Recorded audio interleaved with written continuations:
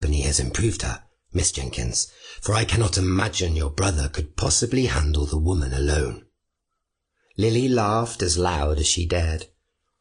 "I pity my brother if he believes he could domesticate Lady Iliffe." Mr. Harrow smirked, venomous and challenged. "Do you not prefer her with a little fire? I find the most interesting phrases pass her lips when she is provoked." "As do I." Lily glanced towards the Baroness, the two women linking hands briefly in time to the music. "But do not let her low opinion of you colour your regard for her new-found skill in dancing." "Low opinion?" Gregory cocked a brow. He looked at the woman in question, meeting defiant emerald eyes. "I simply spoke the truth of your character," Arabella admitted, deeply sincere. "Shall I repeat it aloud?"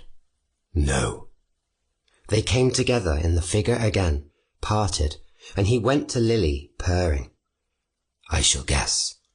Lady Iliffe described me as a villain." Every syllable was pronounced with pride. Voice low and seductive, he continued. "And she was right.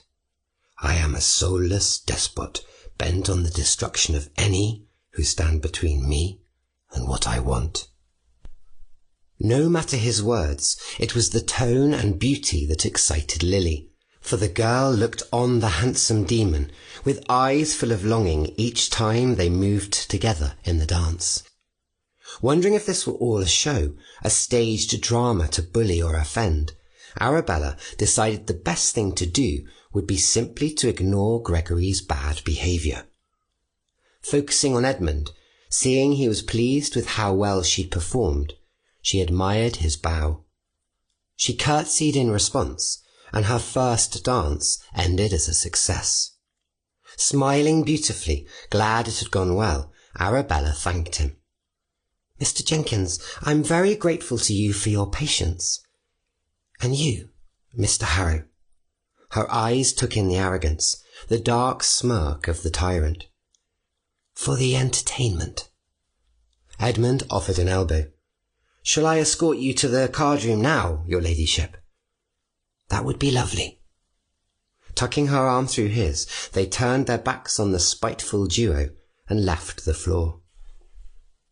Mrs. Jenkins intercepted their path, eager to claim the Baroness in a situation where she might make proper introduction to the neighbourhood's grander ladies. Trapped in the hall making small talk, dancers came and went, Lily elegant and coveted as a partner, and Lizzie enjoying the fun as well.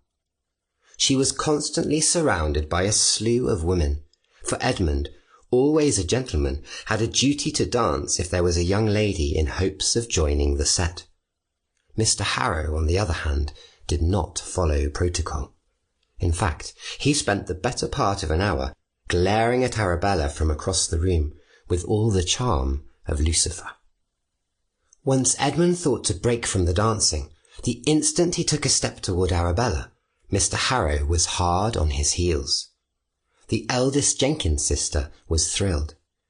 "Mr. Harrow," Lily preened, certain he had come to claim another dance. "You seem well pleased with yourself tonight."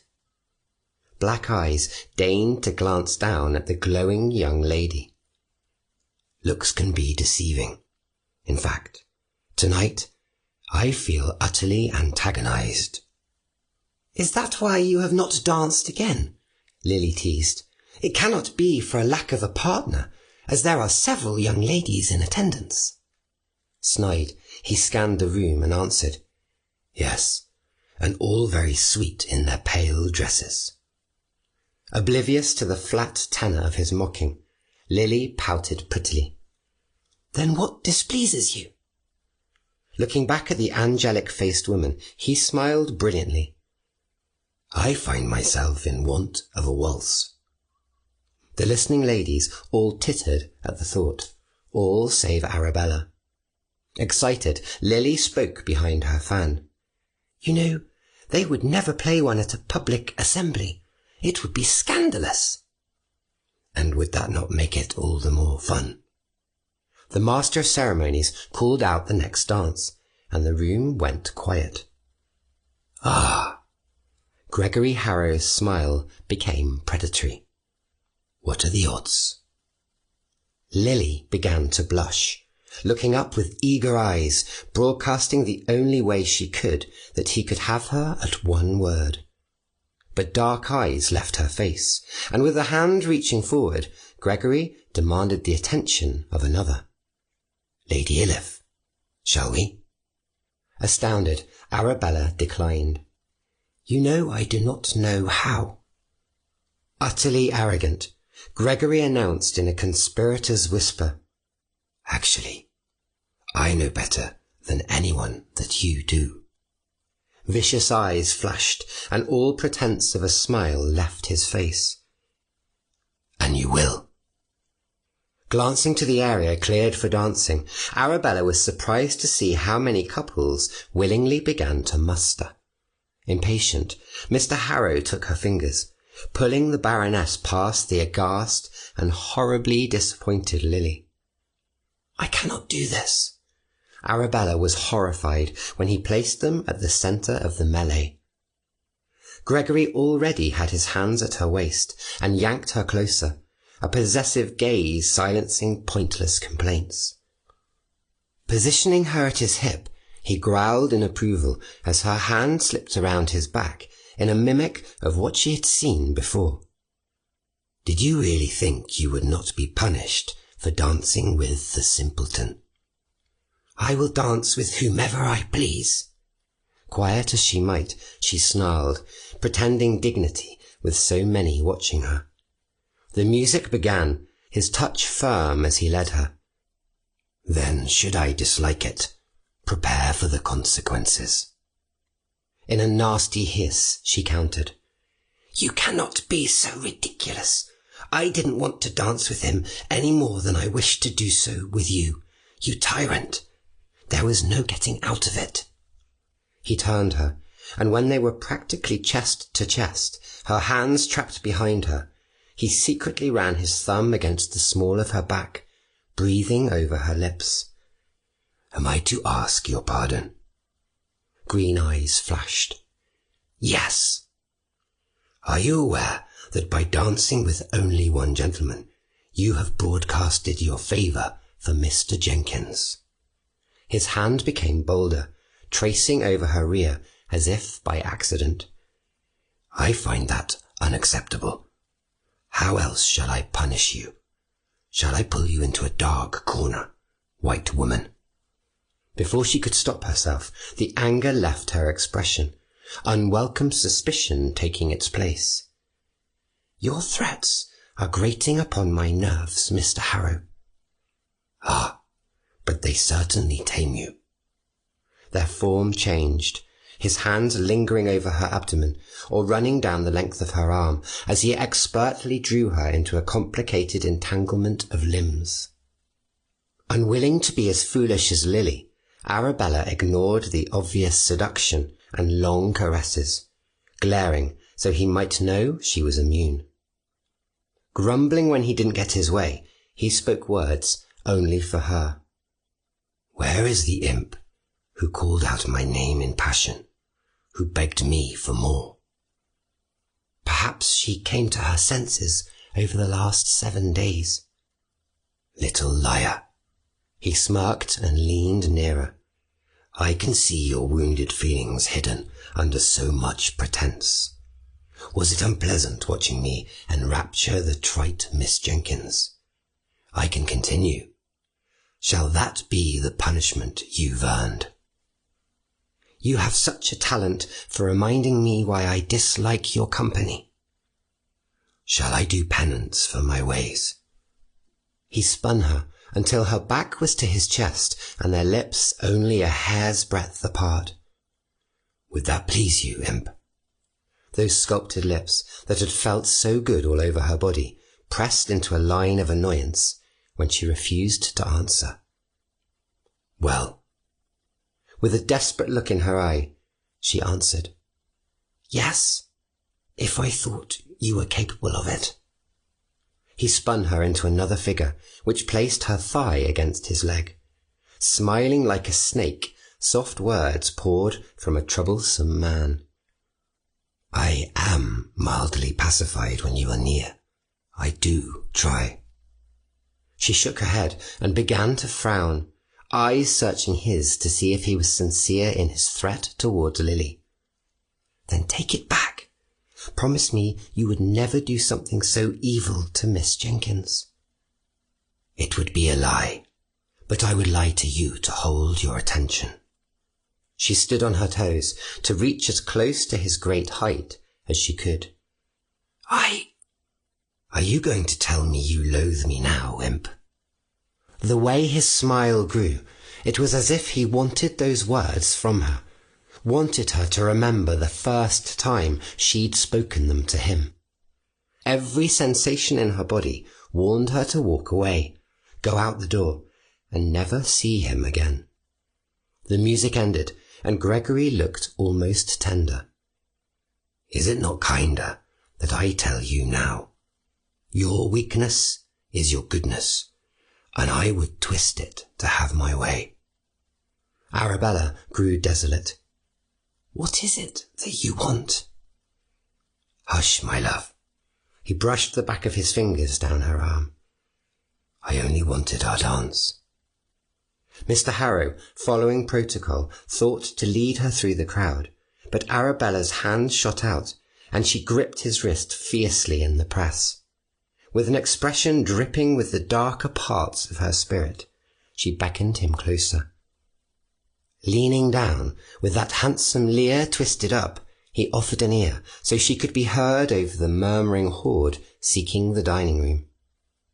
Gregory, you have greatly misjudged whatever strange liaison you believe existed between us. More importantly, you overestimate my tie to the heath. If you threaten me again, or threaten her, I will see to it that should I choose to uproot my life again, I will ruin yours first. He straightened, the previous arrogant expression erased. Standing solemn, he scowled greatly. Do not say such things. Roused and honest in her threat, she pulled her lips from her teeth. Do not make me say such things. A long, unpleasant examination of her expression did not appease him. Pulling her arm through his elbow, Gregory tugged Arabella forward, cutting the line of couples waiting to enter the dining hall. The Baroness took precedence, was first to be called forward by rule that her last dance partner would accompany her at the meal. Of course, Gregory had accounted for it. She would be forced to sit with him, to be seen at his side. Glowing sconces reflected off the white panelling of the walls, an illusion of openness in the long room. Arabella saw none of it as he took her to a distant table. Silence continued between them, even when seated, Arabella frowning while stripping white leather gloves from her fingers. Where she was formal and clearly agitated, he lounged in his chair, resentful, as he watched her every move. As one of the wealthier families of the neighbourhood, the Jenkinses were close on their heels, foolish enough to join the agitated couple's table. Lizzie was grinning ear to ear. Well, the neighbourhood has been properly scandalised. Half the room stood up for what I am sure will be remembered as an infamous waltz. Trying to meet her friend's enthusiasm, Arabella asked, Did you stand up with a gentleman? Don't be silly.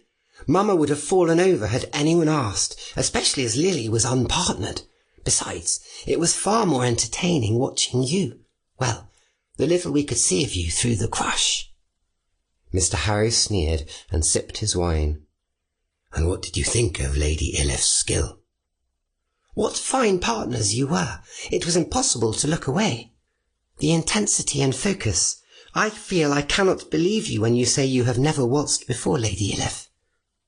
She does not lie, Miss Lizzie. The dark, smiling charm was back in place, Mr. Harrow ignoring the pouting Lily sitting across from him. But knowing her, I was certain she would have little trouble with the steps, or the banter. Scoffing, Lily ran hazel eyes over her rival. You make it sound as if you were old acquaintances, Mr. Harrow. No. Mr. Harrow shook his head and pursed his lips as if deep in thought. But I know Lady Iliffe quite well. Well enough to admit anything she says about me should be taken very seriously. She knows just what a devil I am. His acknowledgment of his ill intent made Arabella finally cut him a glance. Grinning wickedly over his wineglass, Gregory looked at Lily and Edmund. And the neighbourhood, no doubt, will be a much more pleasant place for the unworthy rabble now that she is here to curb me and champion fools. You are such a tease, Mr. Harrow, Mrs. Jenkins chuckled, smiling as if in on the joke. Edmund thought to change the tone, addressing the unsmiling Baroness. Which dance did you prefer, Lady Iliffe?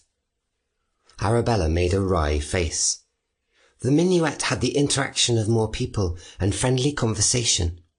It seemed a more sociable dance. And our waltz? Dark eyes glittered, Mr. Harrow petulant and playful. Dry as dust, Arabella spoke the truth. Would have been nicer had you spoken less. Gregory began to laugh. Grinning madly, he added for good measure, Then it is a shame I bribed the master of ceremonies, such a fortune to call it. Lizzie and Mrs. Jenkins began to giggle. Edmund appeared annoyed, and Lily glared, downright murderous. But it was the hint of amusement in emerald eyes that had Mr. Harrow's undivided attention. See, Lady Iliffe, I may be a tyrant, but I do make some effort now and then. Cocking a brow, she challenged. Effort to what, exactly? My initial intentions were good. It was her turn to snicker. She could not stop herself.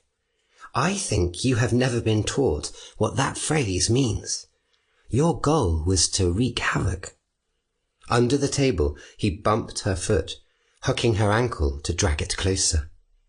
That was not my goal, merely an unfortunate side effect of my temper. Did you quarrel with Lady Iliffe as you danced? Edmund asked, frowning to hear the lady was unhappy.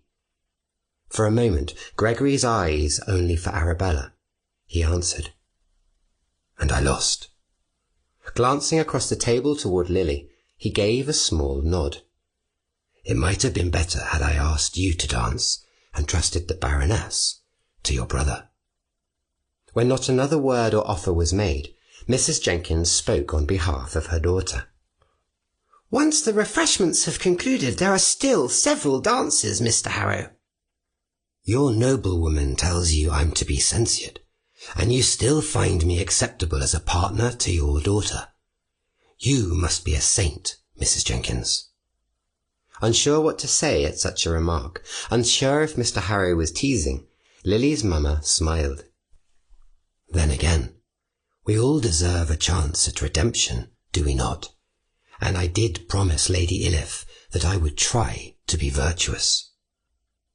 The shining leather of Gregory's boots caressed the stocking-encased ankle of his prey under the table. Arabella attempted to disengage, but he followed her retreat until contact was re-established, yanking her foot closer. So I must be given another chance, must I not? Lily lowered her lashes provocatively. Who shall be your redeemer? Well, you certainly have the look of an angel. With a smile that faded to boredom, Gregory added, The very appearance of goodness. Blushing prettily, Lily smiled, demure, and pleased by the compliment. You are too kind, sir. I am. He took a long drink of wine and did not say another word.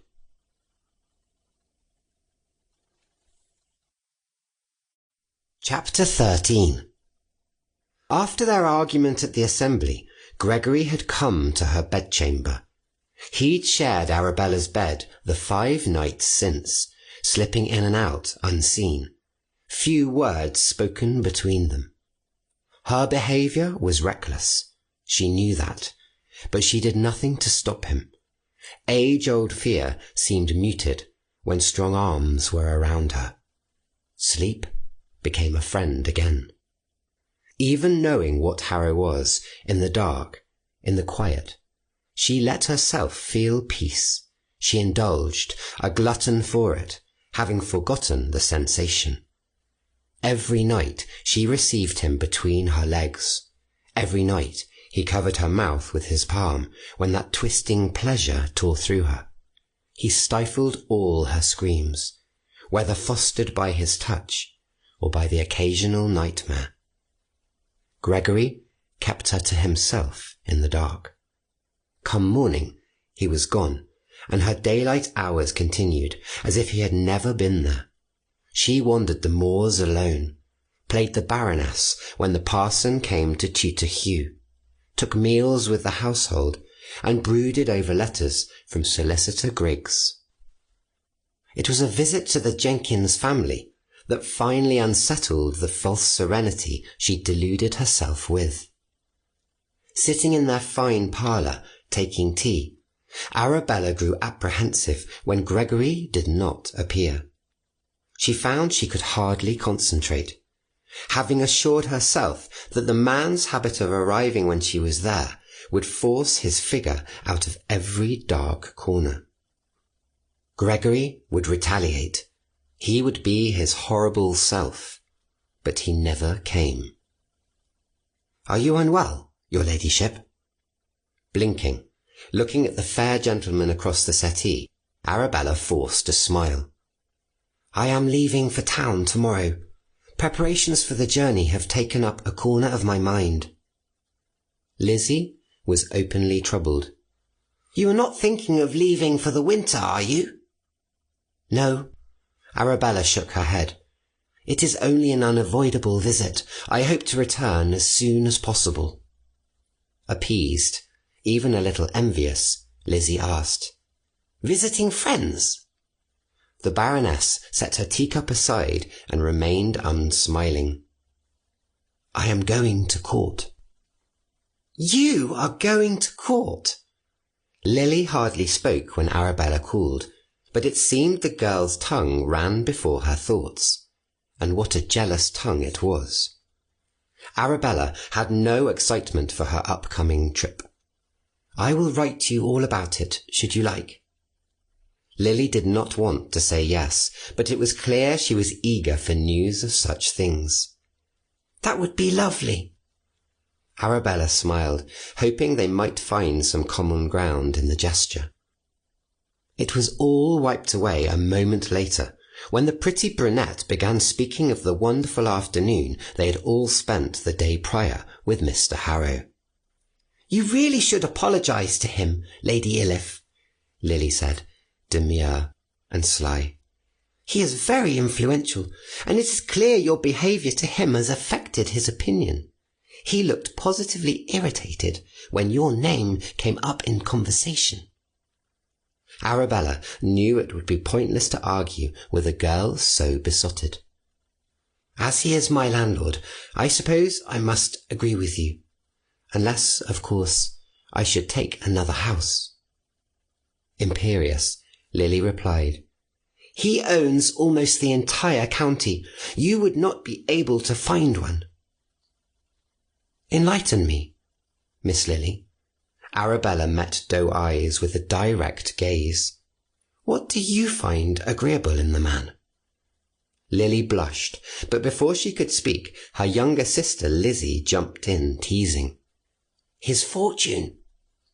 Arabella would not laugh at her, not when she was certain Lily had no idea of the man she truly admired. "Do not taunt your sister, Lizzie." Glaring daggers at her loud-mouthed sibling, Lily listed her reasons for adoration. "Mr. Harrow is handsome and intelligent, has polished manners, he is a fine dancer." "Do you find him kind?" Arabella asked. "When you are not around to bait his temper, yes." So there it was. Everything, of course, was her fault. He had such news from London. That didn't make any sense. London? Lily angled to cut. Yes, London. Mr. Harrow went on business and returned in time for last week's assembly. Is that where he'd been? Is that why he had not come to her all those nights? Watching Lily preen, Arabella understood the girl had been waiting for him, expecting him that night she'd taken such pains to be so very beautiful. Unsure what to say, Arabella muttered, "Is that the kindness you speak of?" "He kept his word to me. He rushed back," Lily glowed, adulated. "Should I not be flattered?" Something about it seemed very wrong, and the wrongness was Arabella, what she'd allowed. The small amount of guilt that had been nagging at her for planning a trip to London she had not informed him of vanished. Thoughts of him vanished. Edmund, who had silently observed the exchange, asked, "Would you care for some air, your ladyship? The weather is quite fine today." There was a gentleman, a kind-hearted soul. "That would be lovely, Mr. Jenkins." Days of rough road and the jarring discomfort of a coach had left Arabella discontent. Magdala was at her side, certainly as uncomfortable, if not more so, yet she continued to keep her back straight, her countenance stoic. Pain had the worst of it, driving the horses through the mud of early autumn without breaking pace, yet he moved with diligence, uncomplaining on their mission. Hugh and Mary had been left behind, Arabella and Payne in agreement that neither of them should be exposed to the gossip and questions of outsiders or foreign servants. The stable boy was too innocent, having come through his troubles with the goodness Arabella lacked. Mary was just too easy a target, safer cosseted in the house where Hugh had been given the grand duty of guarding her. All of it had been arranged by Griggs. The house they were to take, the servants acquired for their short stay, hand-selected by the man for a specific purpose. They were to see her and talk about it. They were to spread the story of the wayward Baroness rising from the flames, assuming Arabella played her part correctly. To say she wasn't terrified would be a lie. It was the only reason she had not cursed at Gregory when he'd appeared the night before. Instead, she'd welcomed him with the fervour of rolling hips and ravenous kisses. He'd spun them over, lay under her, and let her take her frenzied pleasure in a way Arabella had not known a man and woman could join. Still, she had not told him of London, imagining him arriving the following night to find the house cold and dead. The thought made her clench as he thrust into her body, and she fell apart so beautifully, even his hand over her mouth had not muffled all the noise. He'd crossed that void with her, groaning, grunting at her display, each pulse of his liquid release felt splashing against her womb. Looking down at him in that moment, taking in the twisted beauty of a man panting, his brow tight, she longed greatly to slap him. Instead, she had fallen to his chest to catch her breath, to rub her cheek on the coarse hair that highlighted unfashionable strength. Sleep had come, tangled as they were. When she'd woken with the rising sun, he was gone. But the bed was still warm, as if his ghost remained behind. Sitting up, Arabella told herself that if she could face Gregory, if she could take him as she could face the nightmare duty of being seen in London. That didn't mean she wasn't sick with worry the 2 days it took to reach their destination. Arabella had debated on bringing Magdala, having Payne step in to make the final decisions. It wasn't that she didn't trust the Spanish woman.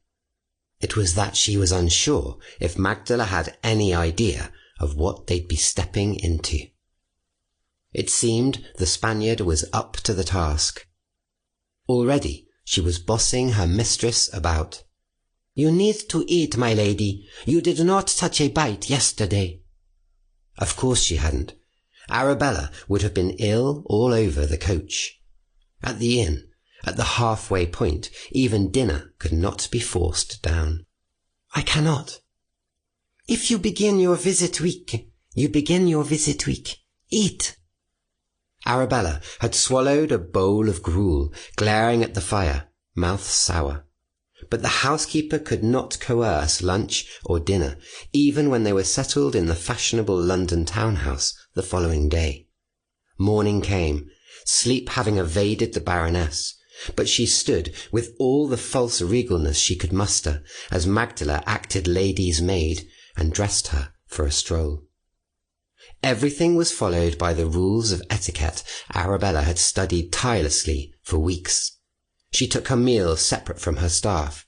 She condescended to all around her, and only spoke with Payne when he came to her sitting room in private.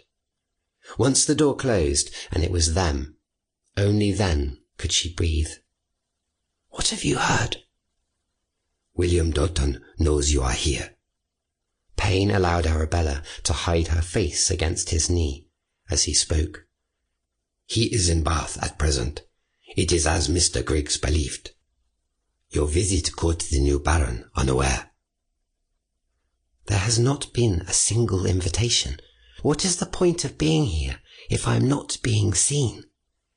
"It has only been 2 days, Arabella. Continue walking Hyde Park.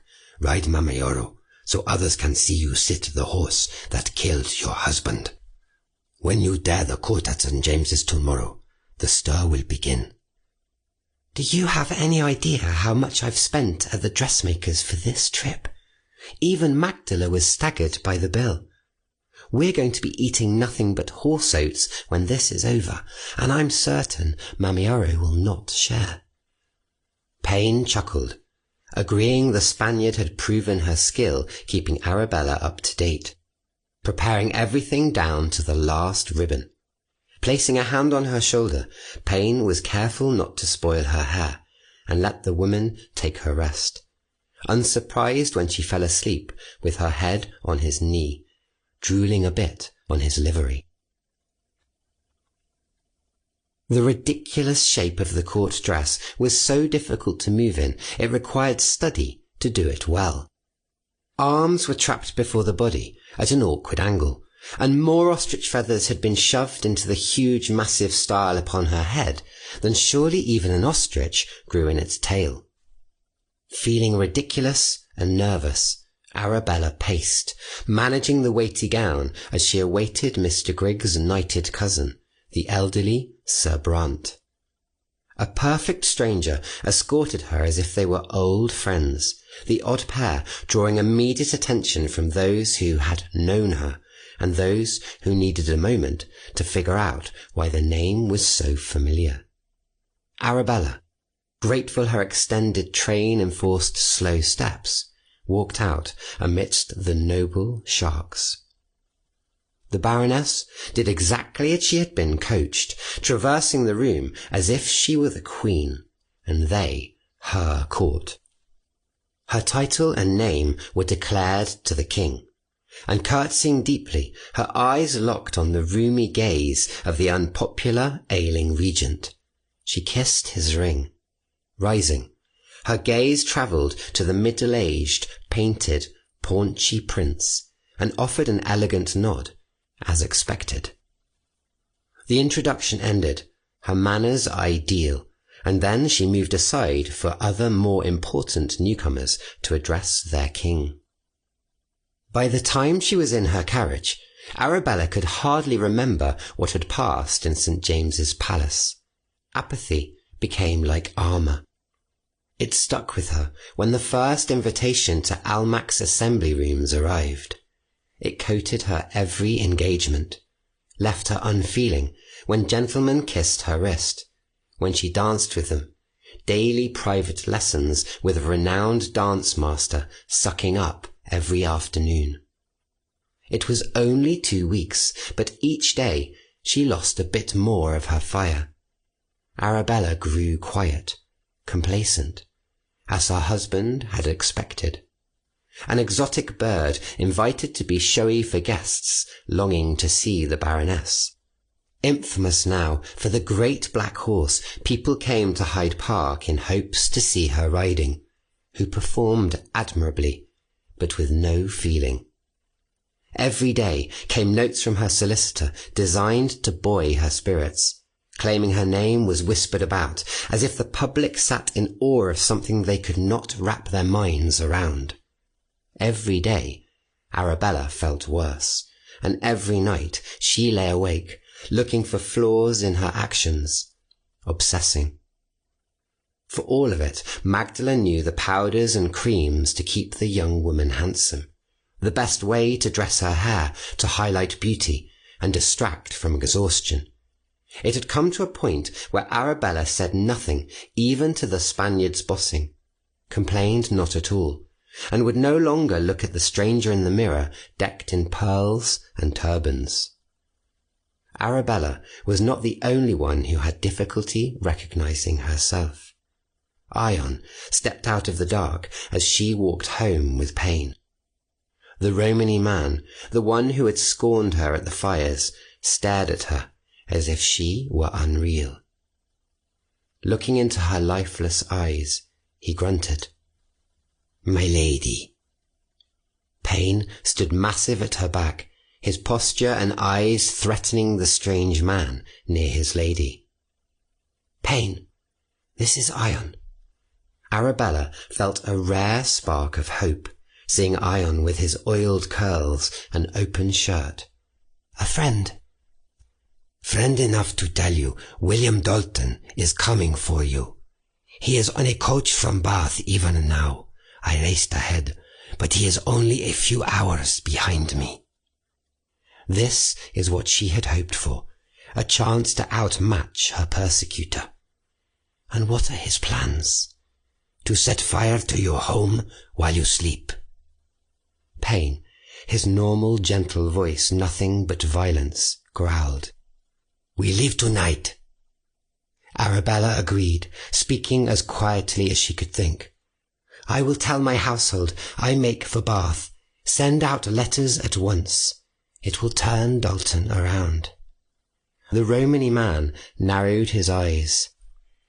"I have heard how he has spoken of you. You are right to fear him." There was hardly a voice behind her frightened question. "What have you heard?" Ion stepped closer, his lips hovering at her ear. As he whispered nightmares, Arabella went pale, her eyes grew wet, and she began to tremble. When the gypsy had finished, she forced herself to ask, "To whom has he said these things?" "I gather they were close friends of your late husband." Speaking 3 horrible names, Ion left her, slinking back into the dark. "Sir Statham, Baron Wheat, and the Marquis of Gloucester." Dread stopped her heart. Things were much, much worse than she had believed. Even Pain cursed under his breath, both of them knowing her time in London had been for nothing. The hasty journey back to Crescent Barrows did nothing to alleviate her terror. Arabella sat in a stupor, an utter failure. She ate nothing, she would not speak, only turned her head when that first breath of heather came to her through the coach's small window. Near the outskirts of the moors, she banged upon the roof for Pain to stop the carriage. Before the coach was still, she tore out of the door and unhitched Mamioro's lead from the back. Astride her steed, before Pain might stop her, she let out a yell and raced away at breakneck speed straight into the wastes. Pain watched her go, full of fear, having not rested the entire 20 hours they'd travelled, save to change horses. Stricken, Magdala demanded he go after her. There was nothing he could do. "I can't catch her. Best let her run until she tires." That night, icy driving rain came to Crescent Barrows, but their lady did not return. In desperation, Magdala went to Mr. Harrow. The sweep of pejorative eyes was nothing to the venom in his voice when he found her at his door. "Well, if it is not the imp's hen, come inside, Mrs. Magdala." Gesturing at a chair in his parlour, he gave a snide smile. "Before my housekeeper comes tottering in with tea to eavesdrop, why don't you tell me the ridiculous reason that must exist for you to come here and disturb my peace?" "I know you are dallying with her." Magdala spoke with unaccustomed passion. With a full evil smirk, Mr. Harrow batted his eyelashes. Second-guessing herself, Magdala shook her head and prepared to stand. "I should not have come here." Assertion rang off the small room's wall. Gregory grew mean. "Sit down." Whatever game he had been playing was over, his expression now nothing but sinister. Magdala obeyed, confessing. "Lady Iliffe ran off hours ago." Parroting her words from a month ago, he mocked. "It is her way." "No." Outright worry lined Magdala's face. "This is different. She is upset, unwell." Harrow growled, leaning toward her. "You will tell me why. You will tell me everything." "I cannot," she sniffed. "And even if I could, there is no time. It is dark, raining, and cold. The Baroness is exposed. She did not even take a cloak. Where does she go?" Mr. Harrow's elderly kitchen maid entered with the tea just as Gregory stood. Pushing past the labouring maid, he left the room, his coat flaring behind him. The old women could keep one another company, and both of them could burn for all he cared. Out in the rain, he crossed to the stables, climbing atop his piebald gelding. Amidst the rain-soaked wilderness, with all the mud, it was impossible to see a trace of hoof-prints. Yelling out for her, and hearing nothing but wind in response, he drove forward. Cautious of sinkholes, his horse picked a path towards their rocky outcrop. By the light of his single lantern, the inky shine of Mamioro's coat was invisible, but the sodden flap of the lady's frock glimmered like a pale beacon. Arabella sat astride the demon horse, her face pressed to the monster's neck, where she sobbed so grievously her voice had been lost. Feverish and exhausted, she could hardly resist when arms came around her and pulled her from her beast. Still, she screamed as loud as a sore throat would allow. "No! I want to stay here. Leave me be!" Smoothing back saturated tendrils of blood-red hair stuck to her forehead, Gregory covered her shivering body with his greatcoat. Breathing into her hair, warming her arms with rapid rubs of his hands, he said, "You foolish, stupid mess of a girl. Do not weep so." But she did not stop, and still she tried to reach out for her horse. Limp and soaked through, she hung like a rag, too lost in delirium to fight. He dragged her back to Crescent Barrows, her demon horse following behind, nickering often in complaint and nipping at Gregory's arm. He kicked at the beast, racing over slippery grasses, until the light of the hated stone warren broke through the storm. With Hugh looking on in worry, and Mary standing dumbly to the side, Gregory rushed Arabella, Baroness of Iliffe, toward the fire. Magdala took charge. "Hugh, ride for the doctor. Mary, boil water." The boy fled. Mary moved towards the kitchens. Mr. Harrow refused to let her go when the dark-skinned Payne reached for his mistress. He did not win the fight, not after the hard ride with a struggling captive, not after the way Payne growled. You are wet. You cannot warm her. The brawny servant disappeared upstairs with the woman in his arms. When Gregory went to follow, Magdala gripped the sodden man's arm. You cannot be here when the doctor arrives. Return to your home. Lingering will cause gossip. The neighbourhood will talk. Furious, Gregory rounded on the woman. What care I if they talk? Do you care so little for your reputation? Blunt, Magdala hissed. What of hers? As if the very idea were foreign, ridiculous, Mr. Harrow narrowed his eyes. I will stay. If you care for her, leave her to Payne. Insistent, Magdala pressed.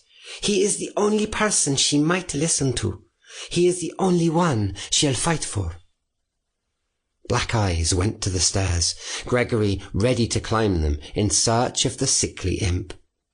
I will stay. No. A foreign voice came from the far side of the room. You go. Two heads spun to find Mary, still as a stone holding a pot of boiling water.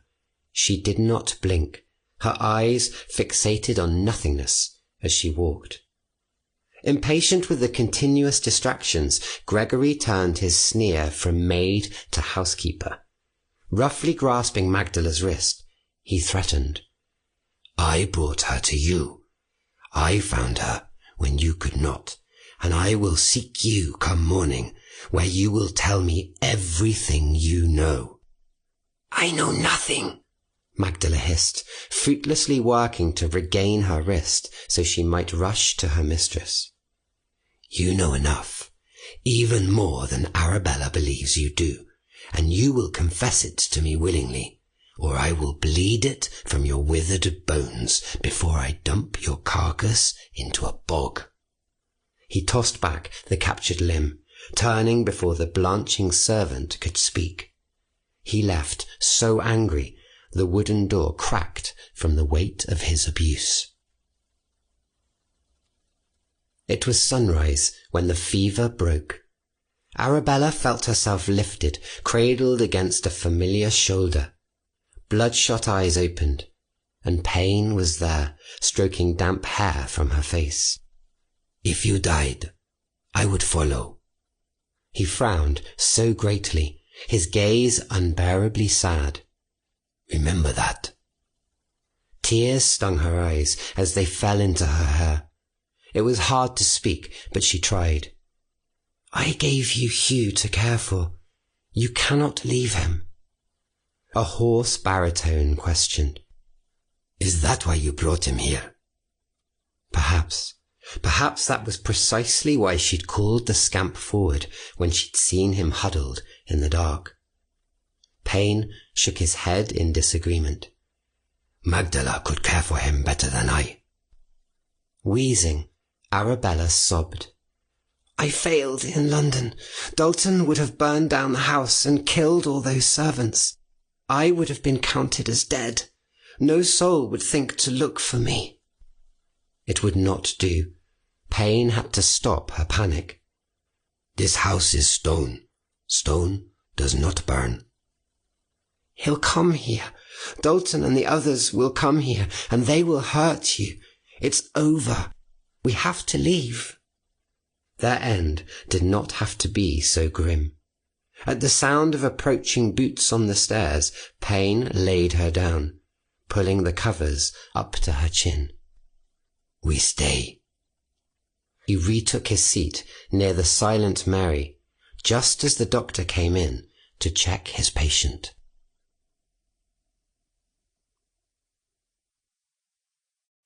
Chapter 14. So this is what you do with your days. Caught by surprise, emerald eyes darted from the moors to the friendly face of Mr. Jenkins. She had expected to be seen by no one, hurriedly rearranging the state of her dress, clumsy fingers assuring all buttons were done up proper, and that the majority of her gown were covered by the split velvet of her coat. Edmund fought a light chuckle, amused to see her wind-swept braid uncovered by a bonnet, and her gloveless fingers nervously toying with colourful ribbons tasselled at the end. I had heard rumours your carriage passed through town 4 days back. You did not answer my letter, so I'm thrilled to see you have indeed returned to us. Mr. Jenkins, Arabella tried to behave as a proper lady. She tried not to show her embarrassment. I have never seen you out alone on the moors. Are you exploring or hunting snipe? He enjoyed her quip and followed when she nudged her horse to his side. Is there a reason you are leading me from Mr. Harrow's land, your ladyship? Yes. Arabella was resolute. He would not take kindly should your presence be discovered here. Yet you are here. It is different. She offered a sly smirk. My horse can outrun his. Edmund, boyish and sweet, reached out to tug her braid. I would never have imagined your hair was so long. He lifted the rope, the braid filled with knots of blue, green, and white ribbon to keep the spirits of ill health away. Arabella did not know what to say, so she asked after his family. Disappointed she had not reacted as his sisters might have, with playful squealing and the batting of his hand, Edmund relented and set her braid free. Lizzie misses you terribly, and Lily is well enough. Mama has enjoyed your letters, reading them out to us again and again, and to anyone who should visit. That earned a chuckle.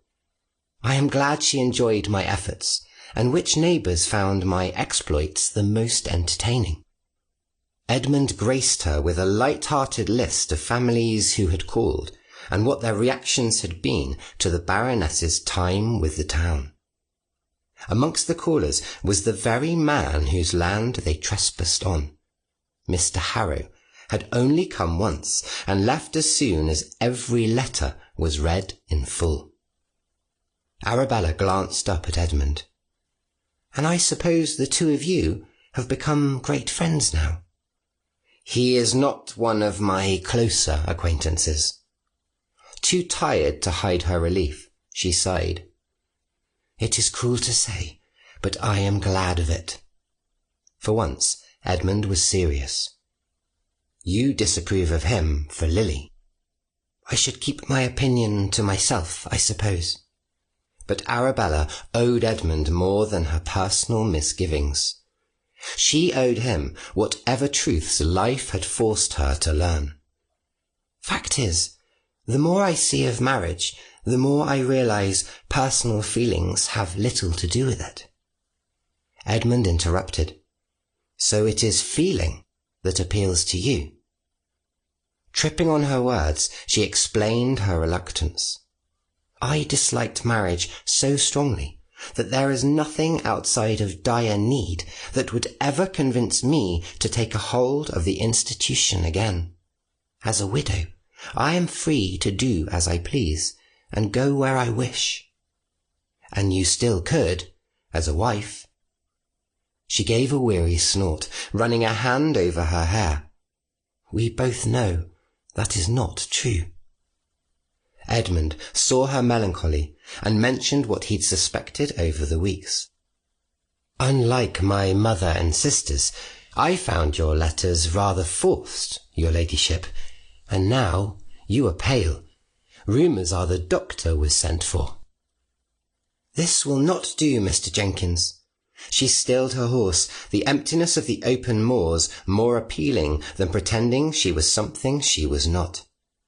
To be blunt, continuing your family's association with Baroness Iliffe could bring you harm. Hurt Lily and Lizzie's chances, not to mention your own. London made you unwell. The man seemed unshaken by her honesty. In a few days, you will feel differently. Unable to meet his eyes, Arabella continued. I like your family very much, and for that reason, it would be in your best interest to cut ties with me, publicly. Temper came to his voice, Edmund unsmiling and firm. I will do no such thing, Lady Iliffe. Now is the time to rely on friends. I would help you if you would let me." The intimacy of the exchange made her heart ache. Closing her eyes, she struggled to explain.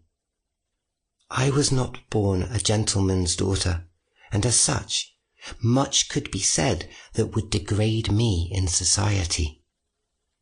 "Because you were born a gypsy?" Edmund found her near tears when she opened her eyes. "I heard you, with the old woman in the tent. You spoke their language." "If you knew all this time, why have you allowed me to call upon your family? Why have you not exposed me to the neighbourhood?" He left longing open in his expression, in his voice, in the way he tried to take her hand. "I admire you, your ladyship." Breath hitching, Arabella replied, "Mr. Jenkins, I am no more a baroness than I am an Englishwoman." Countering her confession, Edmund entreated, "My grandfather was in trade. He elevated us to gentry. Before that, the Jenkins sold lumber." The tenor of his statement, the man's virtue, changed nothing. "That is a far cry different than a Romany. The English hate us. Society hates us. All I want, all most Romany want, is to be left in peace. It is an impossible goal." "If you did not want to live in society, you would not try so hard," the man urged. "Just think of how much you would pine for Lizzie." Cautiously, Edmund squeezed her hand. "Leave London in London, and come visit those who call you a friend. We will cheer you from this melancholy, I'm certain." Arabella could not understand how she had earned such a friendship. "When I am feeling a little better, I will attend you, if you will have me." "We would be honoured, your ladyship." He said it with such honest welcome that she wondered if he was as much of a fool as Gregory claimed. Seeking to lighten the mood, she blended teasing with sincere warning. "Then let me do you a friendly turn, and warn you against wandering these moors again. Mr. Harrow is a right devil when he finds a soul on his lands. Besides—" Signalling for Mamioro to turn, Arabella trotted off, grateful Gregory had not seen the man, and would never know of the visit. "I have already found and chased away all the snipe." Edmund did not give chase. He was wise enough to know his point had been made, and that Arabella required time to consider. She was grateful for that, for the chance to wander. Yet when Mamioro was given freedom to go where he pleased, every minute took her nearer to Harrow's homestead. Seated atop her horse, she watched his dwelling, a loving hand stroking a pitch mane. The wind grew colder, picking up in little bursts that made the autumn grass lay flat toward the earth. She noticed little of her discomfort, too keen on the scent of wood smoke mixed in the mist. A summoning finger, divulging a warm fire, was near, should she wish to take the chill from her bones. Inside that dwelling was a man. The weight of his eyes were upon her, black eyes she could not see, only feel. A monster rumbling at the door, waiting for her to scratch at the wood and seek entry to its den. Running the rope of her hair through her fist, Arabella thought to leave, turning her head in the direction of her home.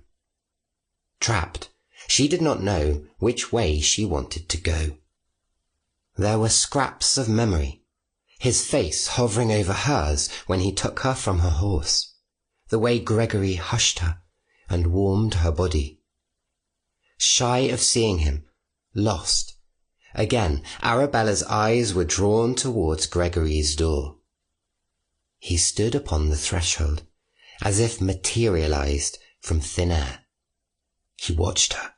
For a man with no smile on his face, his very bearing one of menace, there was something mesmerizing in the very look of him. There always had been. Arabella knew he wanted her to come to him, had shown himself for that very reason. With the gentlest of nudges, Mamioro followed command, treading slowly up the path that led to his door.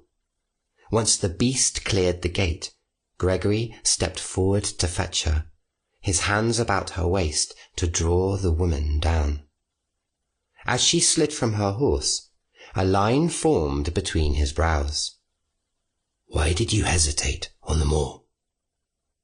"I am unsure." And she was. She was utterly unsure what she was even doing there. "Come inside." He let his fingers run down the strange decoration of her thick braid, while repeating the offer. "You are welcome here, wicked imp." The offer was tempting, but when she was more intent to look upon him than answer, he wrapped her arm around his elbow and urged her toward his home. The only prior time she had stepped inside his dwelling, Arabella had barged in with such a temper that little attention was paid. Now her eyes had time to linger.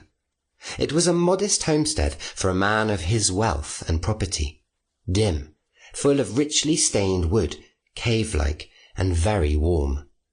2 of his mongrels were lying on the parlour rug, shooed by their master the moment his eyes set upon them.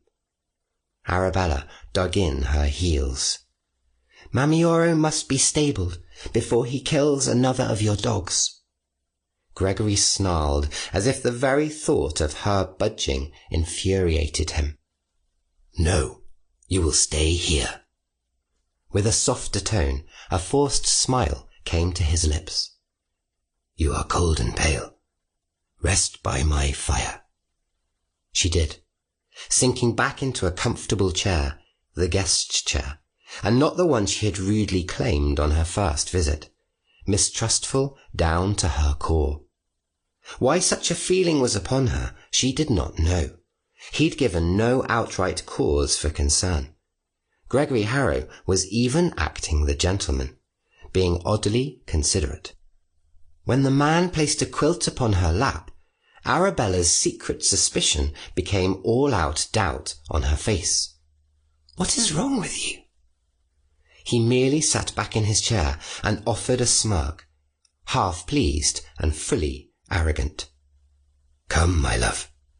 The smirk grew devilish. "Shall I have the old woman bring tea?" Frowning, Arabella pouted at the fire. "Why do I feel I'm being punished?" An extended purr came from his throat, Gregory too damn pleased with himself. The pleasure was followed with a malicious leer, one that grew under glittering black eyes. He raised his voice, shouting for the housekeeper to bring tea for himself and his guest. When finished barking orders, he set his elbows on the armrests, steepled his fingers, and rested his chin upon them.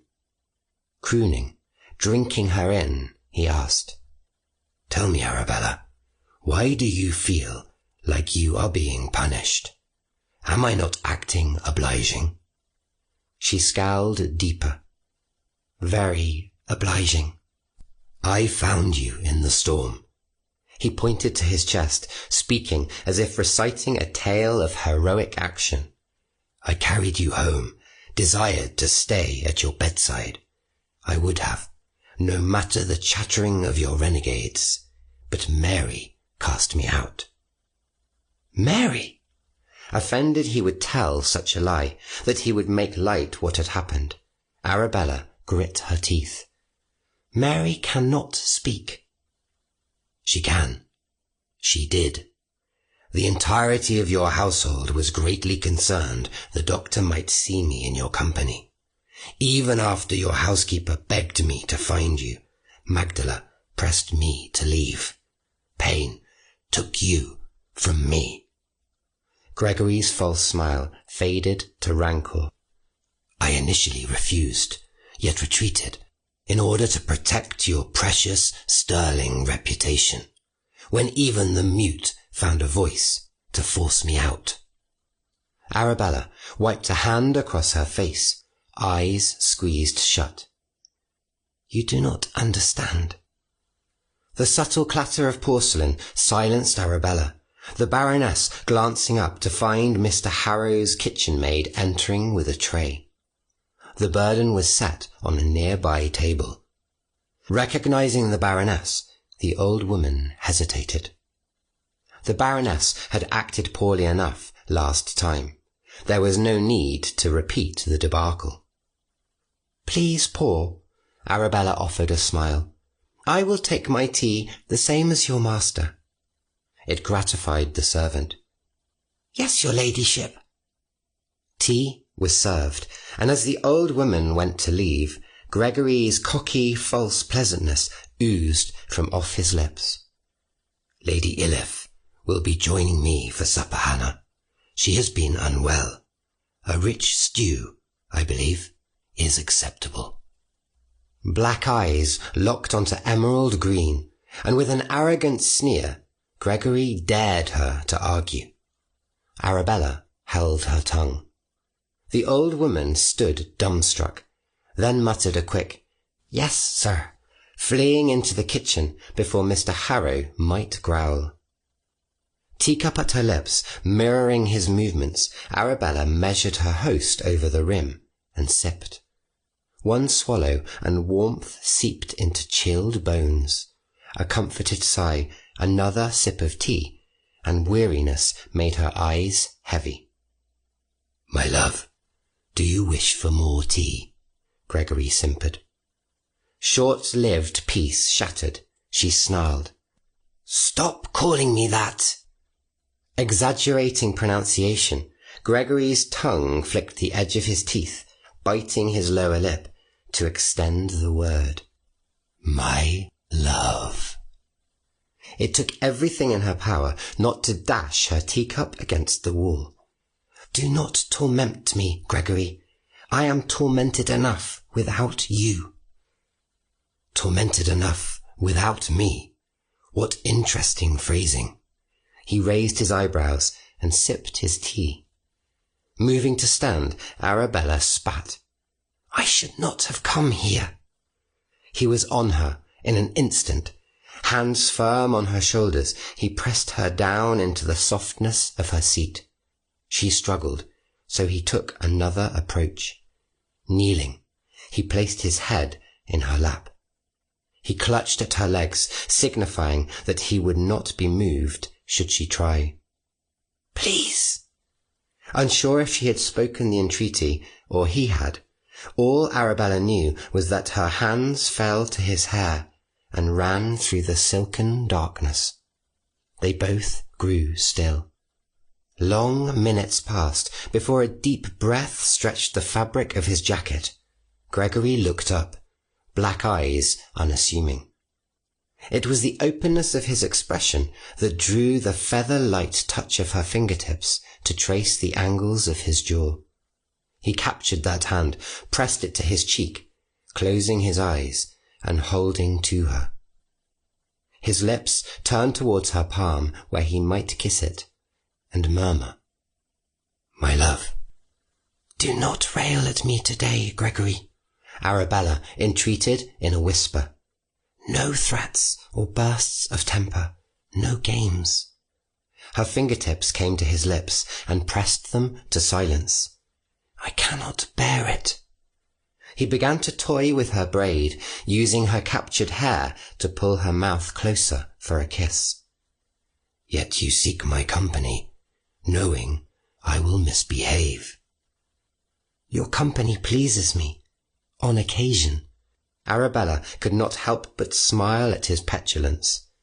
The remainder of the time I am trying not to throw things at your head. The man's voice was hoarse. If you understood even half of the control I exercise in your presence, you would cease your teasing and kiss me instead. So the devil wishes for a kiss, does he? Arabella leaned closer until the softness of her lips almost brushed his. Is that all it takes to pacify him? Just when she was about to press forward, he used his grip on her hair to pull her head back and expose her throat to his mouth. Kissing that skin with hunger, he muttered, "You went to London and remained for 2 weeks." His teeth bit down, sharp enough to make her hiss. "Return to me in a state I find entirely unacceptable." A slippery tongue soothed the bite. "You did not write. I hear of your exploits, not in letters to me, but to that idiot family." He trailed her jaw. The soft flesh of her earlobe pulled between his lips so he might nip hard enough to make her yelp. It was almost impossible to think straight with his mouth on her flesh. "I knew you'd go to Stonewall Grove and hear the letters." Lips pulled back from his teeth, he growled, straight in her ear, "Because he is of more importance than I." Eyes closed, Arabella leaned her cheek to his so she might confess a sad truth. "I am trying to survive. I need allies." Taking her chin between his fingers, he met her eye. His voice dropped low and menacing. "You will tell me everything." Her confession was difficult to speak aloud. "The new Baron of Iliffe, William Dalton, is a distant cousin of my late husband. When Benjamin was alive, I had never met him. I am not even sure if he'd known he was in line for the wretched title. But he had heard of me, and found my inclusion in his elevation unacceptable. To purify the indignity of my bloodline and my grave infamy, Dalton cast me out of London and swore he would kill me if I ever crawled back." Arabella could still remember their first meeting. The way he'd stormed into the room where she convalesced, the stranger threatening her, until words were not enough. Pain had not been there, and the other servants had done nothing at the sounds of her screams but send for Griggs and her doctor. By the time the pair had arrived, Arabella was wounded, her clothing mussed, rocking back and forth on the floor beside a fallen candlestick smeared with blood. "I stayed clear of the city. I ran, moved houses every few months. For a time it seemed he'd forgotten me, but he has amassed massive debts. He wishes for my third of the estate to be released. At first, he sent out letters requesting I allow him the honour of arranging a fresh marriage on my behalf. I refused. 3 weeks later, someone entered my home in the night. The blighter never got near me, not with Payne's vigilance, but Magdala heard the man in Mary's room." Gregory was not moved. "There is more." Eyes overflowing, chest so tight, Arabella had a hard time speaking. "When I was in London." Gregory gave her a shake. "Breathe." On command, her lungs expanded. "When I was in London, the man I hired from the caravans came to warn me. Dalton was coming to burn down my house in the night, after I had been taken from it and another had been left in my bed. The city would assume I was dead, my widow's dower would return to the Iliffe estate, and I would be made sport of at their leisure." Harrow wiped her tears. "There." "I would rather die." She wanted to hide her eyes, to pretend even a man such as Gregory Harrow would not be disgusted with her after such a confession. But he would not allow it.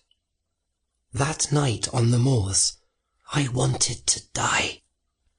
A firm hand palmed the curve of her thigh, warmed her to the knee. "Open your eyes, Arabella." It was such a simple request, but the effort required to look at him, to see anyone look at her after such words, was insurmountable. Gregory had no patience for such weakness. The unscrupulous have far more power than you do, and can play the game much better. You are wasting your time trying to follow laws and rules, cavorting with vagabonds and nobles as if to find a secret escape, all the while waiting for shadows to drop the axe. You think I don't know that, Arabella snarled. You have no idea what I survived. Even a man like you cannot imagine it. Almost tender, the monster traced a finger over the line of her jaw. What you fear will come for you, be it for your life or to make you a whore. They have seen how very beautiful you are and how fetchingly frightened. Gregory grew lazy as he explained the simple answer. You will fail, be dragged back to your hell, where they will relish toying with you and raping you until you die. God damn you! Laughing, Gregory mocked her. Look at you. Flinch from the truth. You are pathetic with your trembling and weeping. Bristling, she sat tall, green eyes flashing fury. With all her strength, she put her hands to his shoulders and shoved the man kneeling at her feet. Filling the air with scornful laughter, he caught her wrists and held them with a crushing grasp. You will have to fight a lot harder than that. Launching herself at him, Arabella began to attack in earnest, kicking and biting with every fibre of her being. He caught her, pinning such rage, and made his point to the panting wild woman. That is the fury you will need if you want to win. That, not fear, not the lingering remains of old terror. He pointed his finger in her face, his expression mirroring demonic violence. If you cannot fight them with everything you have, you may as well whore yourself out now. He went from cruel to needy. Arabella caught up in his arms, crushed to his chest in his fervour to hold her tight. Under the embrace she stilled, and where she had pushed at him, she commenced to pull. Her urge to rip him to pieces with her teeth was warring with the need to prove she was formidable. But under all of that was the desire to be held, even crumpled as they were from battle. Pressing her forehead into the curve between his neck and shoulder, she nodded, and let out a grateful cry when he altered the purpose of his roughly grasping arms and hushed her, pulling her so close he could feel the heart pounding in her chest. As he stroked her hair and held her, he rebuked. There will be no more running. That is what they will expect. Do not give your enemy the pleasure of witnessing your weakness. He said nothing more, while she cried. Not half recovered from her fever, it was not long before Arabella fell into slumber against him. Taking his chair, he held her on his lap, smiling savagely, gathering the edges of a quilt around them both. As the hours progressed, Gregory remained still, toying with the ribbons that hung from her hair, cooing when she stirred in her sleeping. You're always so warm, he grunted and held her closer, lips finding her brow. Unbearably so? Glancing towards the small windows, Arabella found it full dark outside, far past the time she should have returned home. Sitting up with a start, she demanded, What is the hour, Gregory? You should not have allowed this. Your servants will talk. I'm certain old Hannah will. He pressed a quick kiss to her frowning lips before she could turn away. Horrified, she stared into unapologetic eyes. Why would you do this? Calm yourself, Arabella. He cocked his head toward the tea serving. The fact it lingered signified that no one had dared to encroach on their solitude.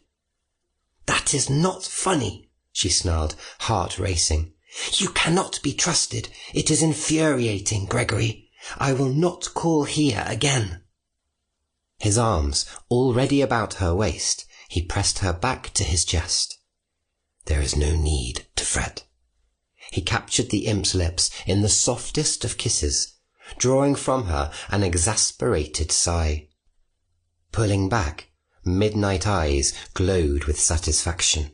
A thumb passed over her swollen mouth, Mr. Harrow clicking his tongue. "Was I not sweet?" He spoke the word with such pleasure, breathing it into her mouth, kissing her again before she could speak. "Did I not comfort you? Do I not dote on you?" The way in which he could make her senses reel was drug-like. Brushing his nose across her cheek, the tip of his tongue found the shell of her ear, tracing its shape and making her shiver. He took his mouth away, turned her to face him, and purred. "Admit you need my help. What are the names of the men you fear?" Meeting his eyes, grateful for the respite from his lips, she countered. "I am not fool enough to be in debt to you." "But you would do anything to protect the ones you love?" With a low growl of victory, a thing that seemed to excite him, he purred against her mouth. "I will ruin Mr. Dalton and destroy the men you fear, and when it is done, you will be my bride in payment." The heat went out of her, drained down to the floor like a slithering ooze. Arabella shook her head aghast. Gregory smiled an evil grin, his lips stretching further at the small noise she made in her attempt to say no. "I am going to try to be virtuous now and let you leave, which was not my original intention. Go, or I will change my mind and force you to marry me before you get what you want. I have carried the special license in my pocket for weeks." He set her free, watching her scurry off his lap, yet still holding her wrist tightly, almost bruising as he levelled her with a glare. "One more thing, Arabella. There will be no more talk of suicide, for if you kill yourself, my love, I will bring down the worst sort of hell on your collection of derelicts. They will suffer all their years in toil and pain. I will not live without you." She was suddenly more afraid of him than she had ever been of anything she'd faced under Benjamin Iliffe's care. "Gregory, please." The smile faded, and if the beast was capable of gloom, that was the look he gave her before he spoke. "Go." His grip abated, Gregory's fingertips brushing her hand as she pulled away and fled.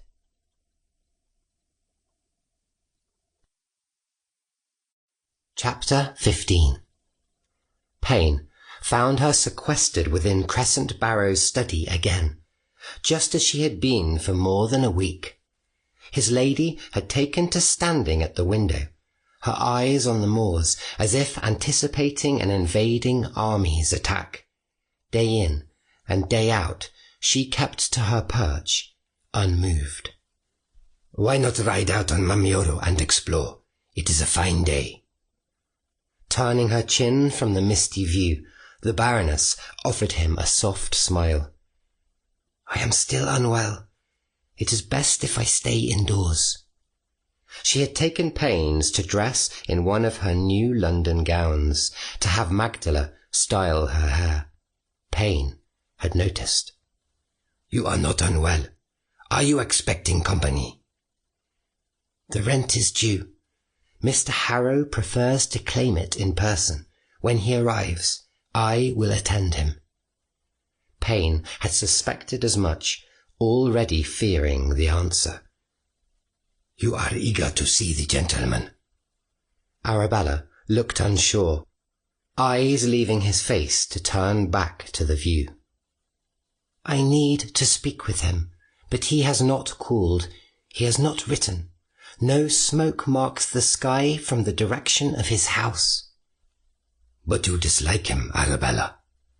He watched her hesitate before she turned to face him full on. He saw her sadness and her worry. Mostly, Pain saw her flickering spark of hope. I don't dislike him. Perhaps I should, but I do not. Unnerved, Pain went straight to her. He is an opportunist, Arabella. It is for that reason Mr. Griggs chose him as landlord. Remember. He is. She licked her lip, took a deep breath, affirming. But he says he will help us. It was not to be believed. Pain doubted the man entirely. To what aim? Gregory Harrow wants me for his wife, assumes to secure me by removing my immediate complications. He knows about Dalton. Every facet of my life he has his hands in. Every moment of delight he is there. Growing red-faced, Arabella whispered, He has shared my bed, Pain. More than once. I enjoyed it. You deserve every happiness the world might offer, Arabella, but I do not believe Gregory Harrow can deliver such a thing. At his words, she looked heartbroken. He says he loves me. And if he lies? Then my ultimate ruin awaits. Pleading, as if trying to convince them both, Arabella whispered, But Pain, I want to believe him. Another week passed before Arabella would leave her house, and it was not without a great deal of goading by Magdala before an invitation for the Jenkins' upcoming fox hunt was accepted. Clothed in red velvet atop her great beast, she chased after the men, who chased the dogs, who chased the fox. As a woman could only participate to a point, she settled for the thrill of cheering, doing her best to keep Mamioro out of the thick of it. The stallion was unappreciative of her formality, prancing in place, stomping the dirt, and generally acting beastly. It was still great fun, and she was glad she had joined the party. Edmund's male friends were pleasant, unassuming, and unlike London men, they did not eye her to measure her potential worth. The ladies were just as friendly, and as the day wore on, when sport ended, clothing was changed, and the party had moved to the drawing room, it was easy to be amongst them. Even easy to dance when Edmund took her hand, lifting Arabella's lace-covered arm to twist their bodies in a lively reel's first form. Arabella knew a sort of accomplishment, the feeling, the cohesiveness. In that moment, she belonged. She was sheltered and safe. A whole beautiful day, and she had only thought of Gregory a dozen or so times. She'd hardly thought of how there had been no word for weeks. She'd almost forgiven him for frightening her. Edmund Jenkins had exorcised her demon. Arabella felt free. And a little lonely. Lady Iliffe, Edmund teased, there is supposed to be some conversation when dancing. Her brow lifted, Arabella impertinent. Are you sure? I was taught no such thing. He turned her, pleased to see her confident in where she placed her feet. Did you enjoy the hunt? Arabella had to admit. Very much, but Mamioro longed for a different rider. He bit your stable boy. Ah, a confession. I was wondering if you would own up to it. Your complaints are distracting me. All mischief, she feigned indignation. I don't want to trip and ruin your party. Edmund, taking the bait, whispered the next step of the dance under his breath, making her smile when the reel ended, and she'd performed perfectly. Breathless, Arabella took a seat beside Lizzie, finding the girl continuing to do what she'd done most of the evening, steal glances across the room. Lizzie had even worn a new blue gown, had styled her hair beyond her customary simplistic knot. The youngest Jenkins was done for, done up, and the goal of all that effort was hard to miss. One of the officers in attendance, a Mr. Ennis Bosworth, was most certainly the centre of all that attention. Leaning close to the obvious girl, Arabella whispered, "Is he a nice man, or do you only fancy his looks?" Jumping, Lizzie blushed 10 shades of red at having been caught. "Mr. Bosworth is a friend of my brother. I have known him my whole life." That was recommendation enough. "And of course, that is why Mr. Jenkins invited him. But I must say, Lizzie, I am disappointed you never confessed to having an admirer." Meeting Arabella's eyes, Lizzie moped. "I have hardly ever spoken to him." "Well, here is your chance. Go over there and act as hostess." "Stop teasing me." Lizzie tried to retaliate, stammering, "What of you and Edmund?" Knowing she'd brought the question down upon herself, Arabella tried to gently explain. "I do not require a husband, and he deserves a greater connection than I could offer." Lizzie looked as if the idea Arabella would not want him had never occurred to her. "Do you not like him? You could be my sister." "Let's not speak of it further, dear Lizzie." Lizzie was far too smart and too sweet. "Is it that you have no dowry? He would not care." The bluntness made Arabella scoff, a noise she instantly regretted when more eyes moved her way. Clearing her throat, the Baroness stood and asked Lizzie if she would take a turn around the room. When they were in a distant corner, away from the twitching ears of the other guests, the Baroness took Lizzie's hand and held it. "I have been a wife, and I did not enjoy the experience. As it stands, I have financial means and the freedom to do as I please. Should I marry, I would lose my dower, my independence, and my lifestyle." Squeezing Lizzie's fingers, Arabella made her final point. "I would not do so willingly." Eager to argue, Lizzie asked, "What about love?" A small conciliatory smile came with truth. "I respect him very much as a friend, but I do not love Edmund in that way." "He admires you. You must know that." Arabella's low tone grew harsh. "This is not a fairy tale, Lizzie. You must stop." Pleading, Lizzie tried to make amends. "Please don't be cross with me." Softening her scowl, Arabella offered an olive branch. "I'm honoured that you would find me a worthy sister." Lizzie shrugged, seeking the informality they usually shared. "Well, Lily is not nearly as much fun." Both laughed, the uncomfortable moment over, just as the eldest sister announced games must begin. Arabella thought to sit them out, to remain with Mrs. Jenkins and the 2 older chaperones. She was denied the respite, thrust forward by her hostess, as if the idea of a young woman refusing was preposterous. Arabella had never played parlour games, and found herself drawn into charades fairly quickly. It was simple and fun, but quickly replaced with a game she had no interest in once Edmund had taken it upon himself to explain the rules. Blind man's bluff might have been innocent should children play, but was a means of flirtation for those of marriageable age.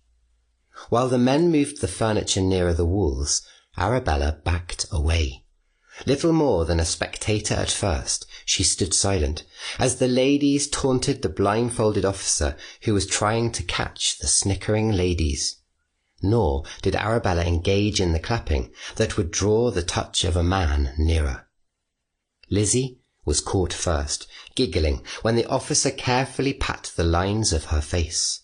The man guessed correctly, the crowd cheering, and the blindfold was transferred to Lizzie's eyes.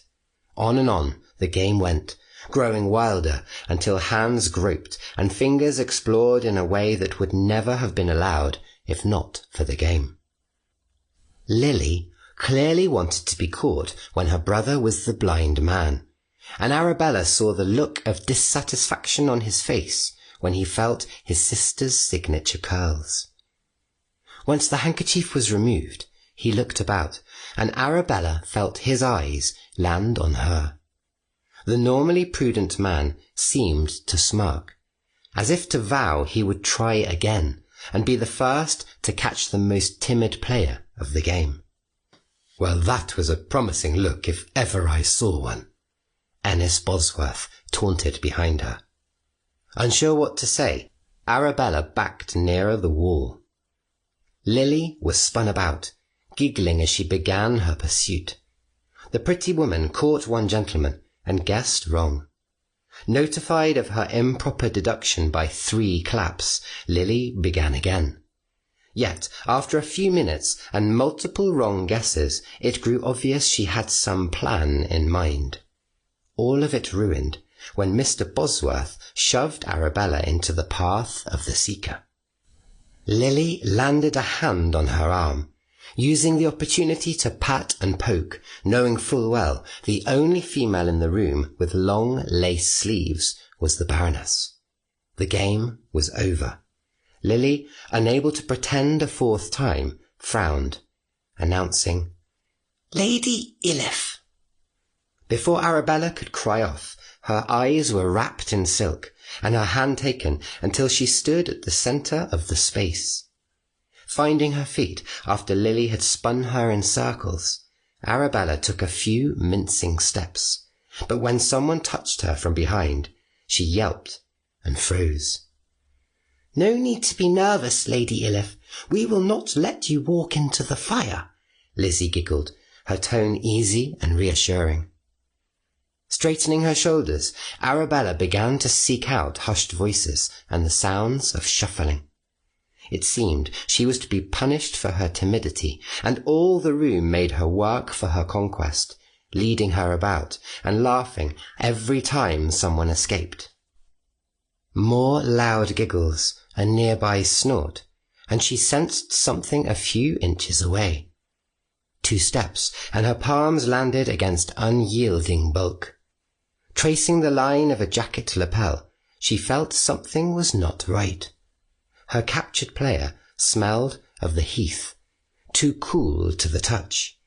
Higher, her fingertips searched, discovering the man was too tall, his sideburns and waving hair damp from misty night air. It was like touching an apparition, the very spirit that had been haunting her, crashing in on her short-lived moment of peace. "Aren't you going to guess?"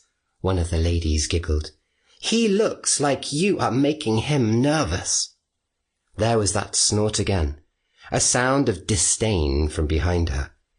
Abandoning his brooding face for broad shoulders, Arabella followed the line of his sleeves to hands still cold from the weather, and brushed the shape of a ring on his smallest finger. Taking it with her as only a Romany could, Arabella palmed the crescent moon shape of the cheap bauble, intending to hide it before it could be seen and cause trouble. Gregory was not about to let her get away with simply stealing it.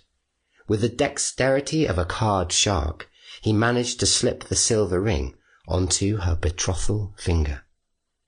Aware she must speak, afraid to say his name aloud, Arabella asked, "Have I caught a giant, scowling footman?"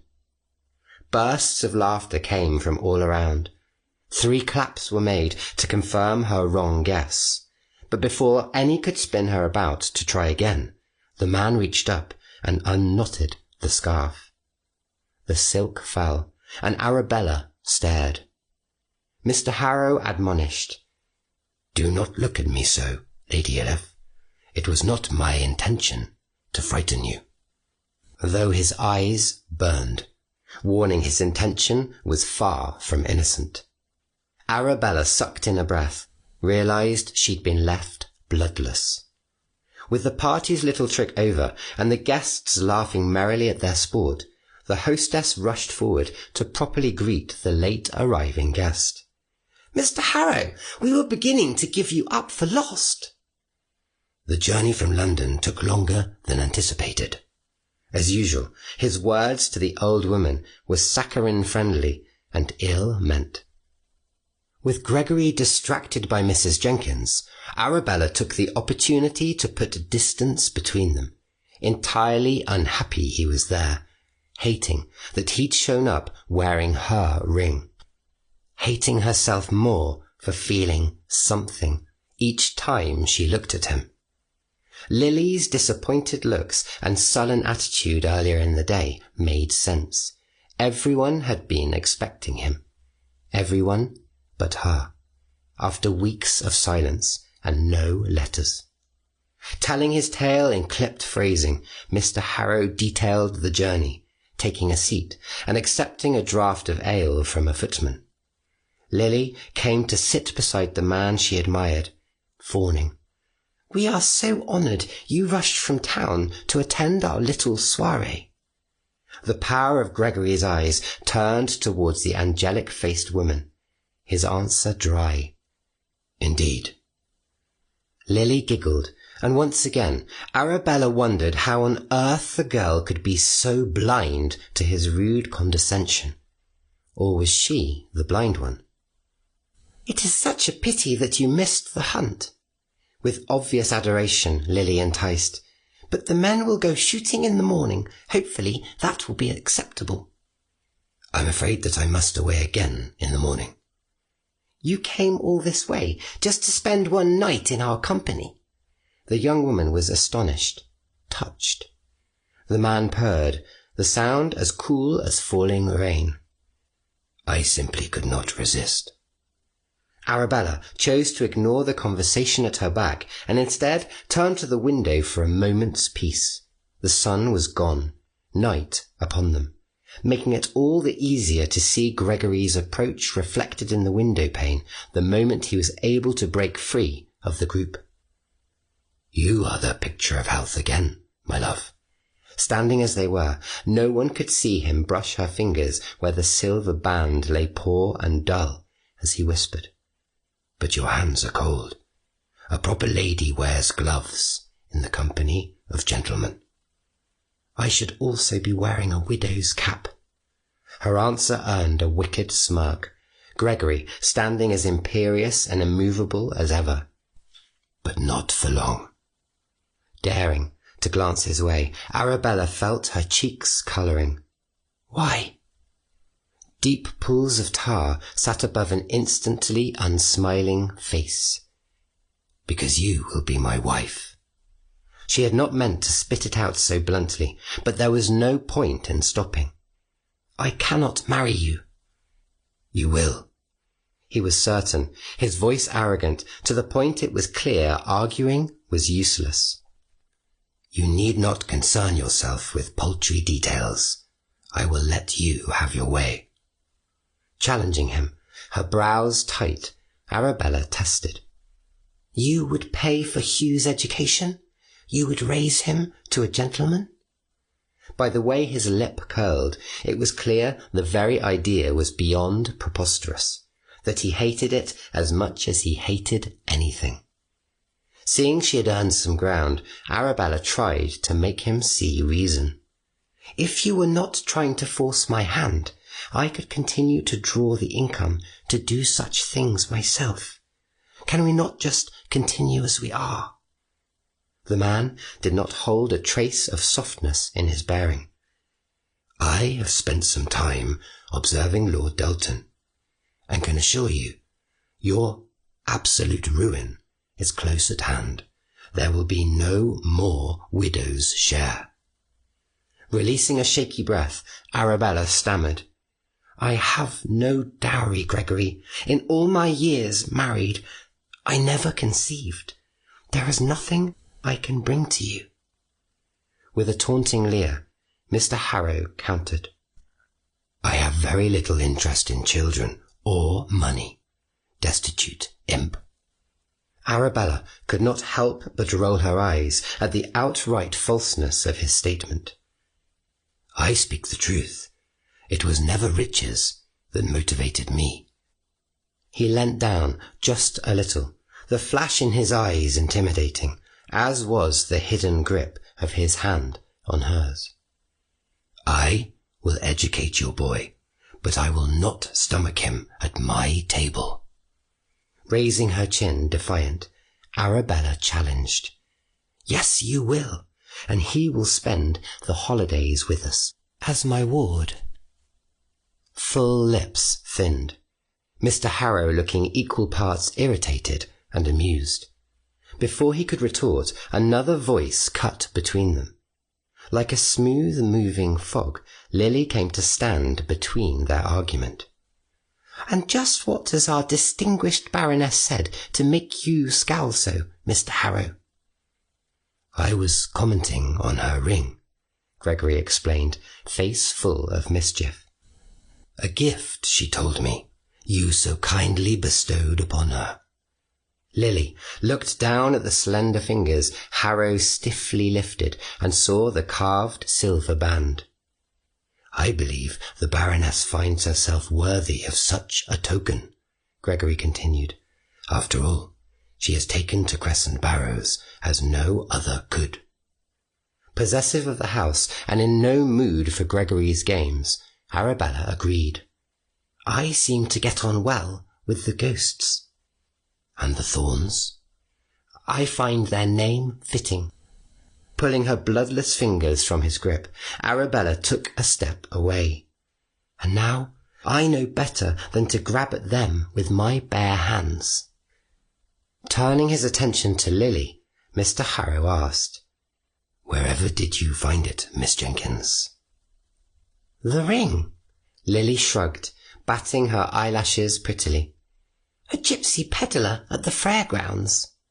Laughing meanly, Mr. Harrow proclaimed, How brave you are for bartering with such a one. The Romany are known to push a hard bargain. Arabella was not going to stand there and listen to nonsense. She left, ignoring the titters, to seek out her favourite of the Jenkins siblings. At least Lily will stop all of her pouting now, Lizzie whispered, once Arabella was near enough to hear. One of the other ladies, a Miss Brand, grinned wickedly and added, I wish you could have seen the look on Mr. Harrow's face when he came in and found the game. What a joke that you went straight to him. Was he angry? Arabella asked, smoothing her skirt to hide her irritation. He was startled, I would say, Miss Brand teased, flaxen ringlets bouncing by her eyes. Unsure if such a man could be startled by anything, Arabella looked Gregory's way again.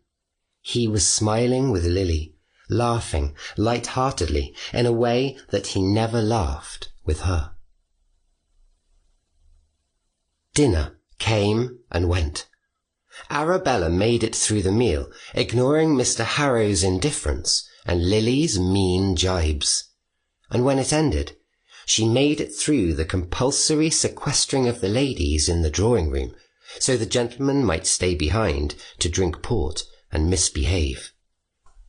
When the 11th hour arrived and the chaperones ordered the girls off to bed, Arabella was more than happy to retreat, but not nearly as pleased as Lily, who led the party to the ladies' quarters without one complaint that the day's festivities were called to an end before the men returned to entertain them.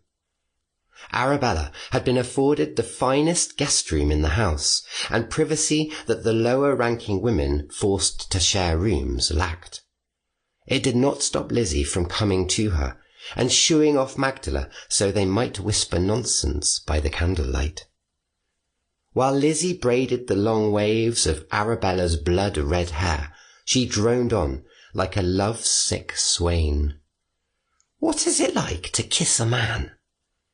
Arabella understood that they were near the same age, but Lizzie had been sheltered, reared gently, and was not quite ready for the world of men. "It can be very nice, overwhelming even, which is why you must wait until you are married to entertain such thoughts." "I would so like to kiss Mr. Bosworth." Pursing her lips, Arabella teased. "From the way he was looking at you tonight, I do believe the sentiment is mutual." "Could you imagine if I were to marry before Lily?" Wicked excitement flowed from the girl as she grabbed a pillow in a sly attempt to whack her friend with it.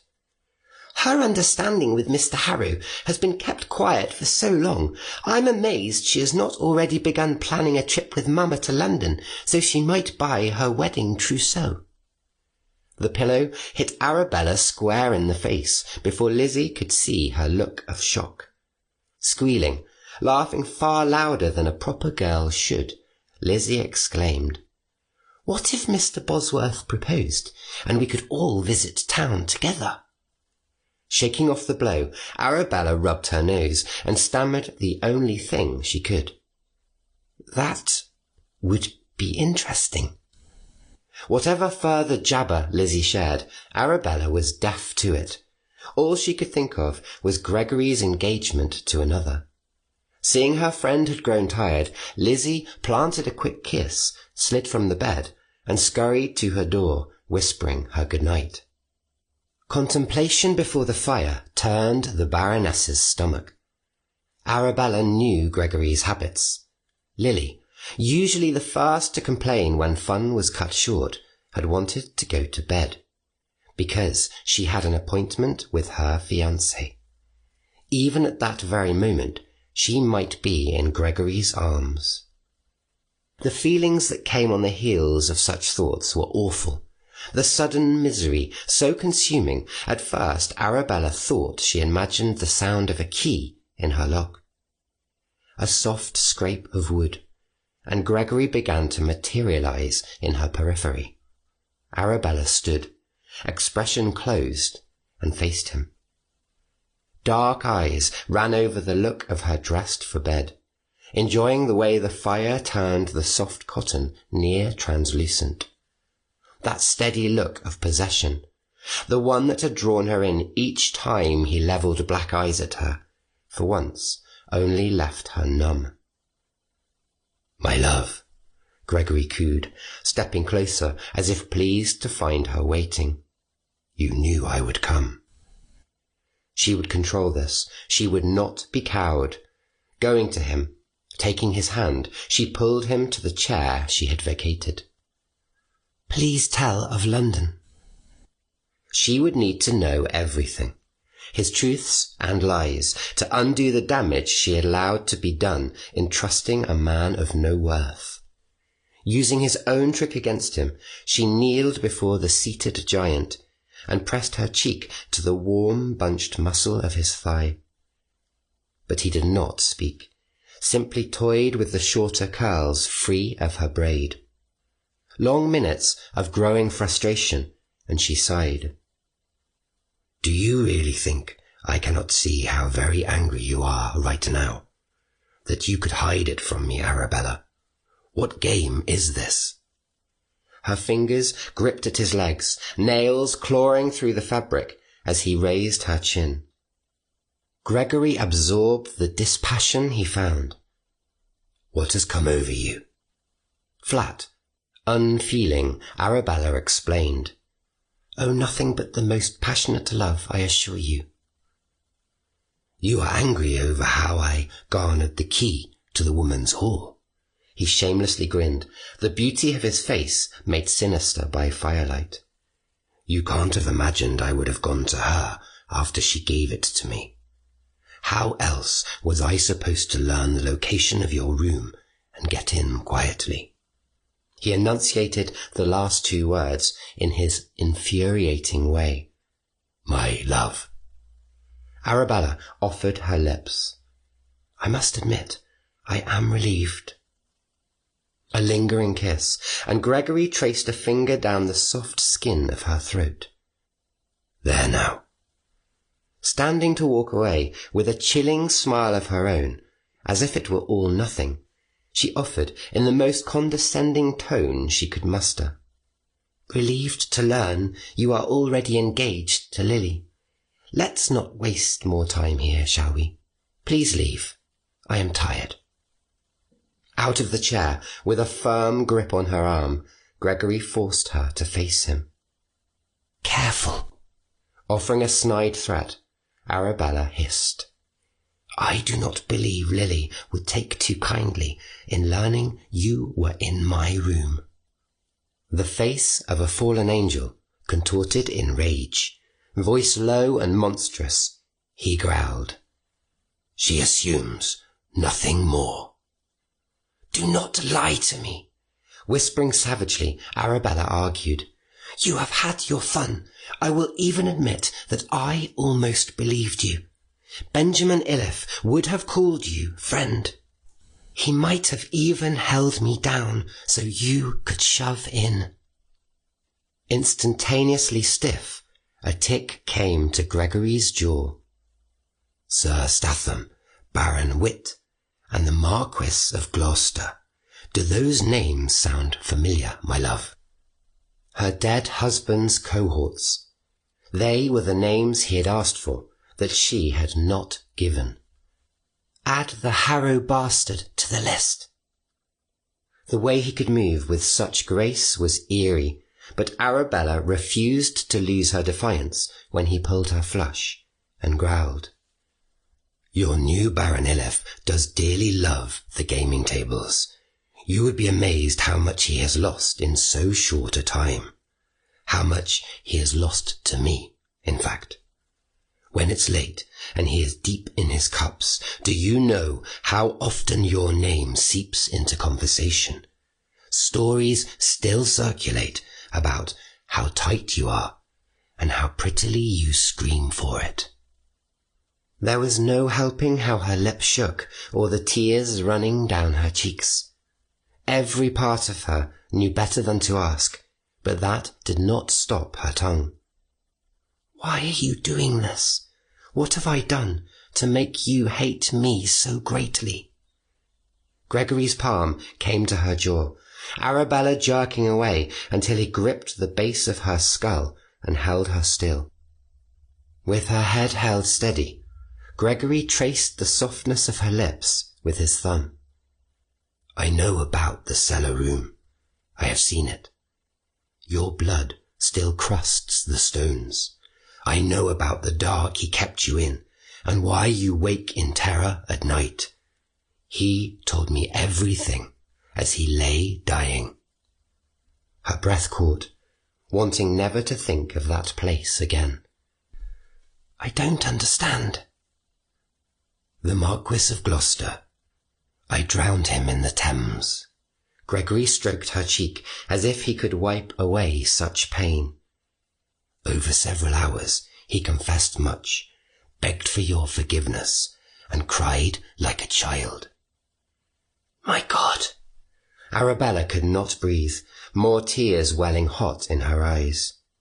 "So tell me." Gregory held her closer, breathing his words upon her parted mouth. "Did I do that for you, out of hate?"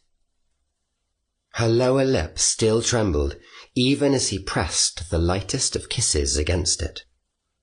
"Tell me, Arabella," Gregory whispered, looking at the sorrow, the fear, the gratitude, and the utter disbelief mingling and disconnecting her expression. "You will say it aloud." She shook her head, as much as his grip on her nape would allow. "I never asked you to do such a thing." "You never need to ask."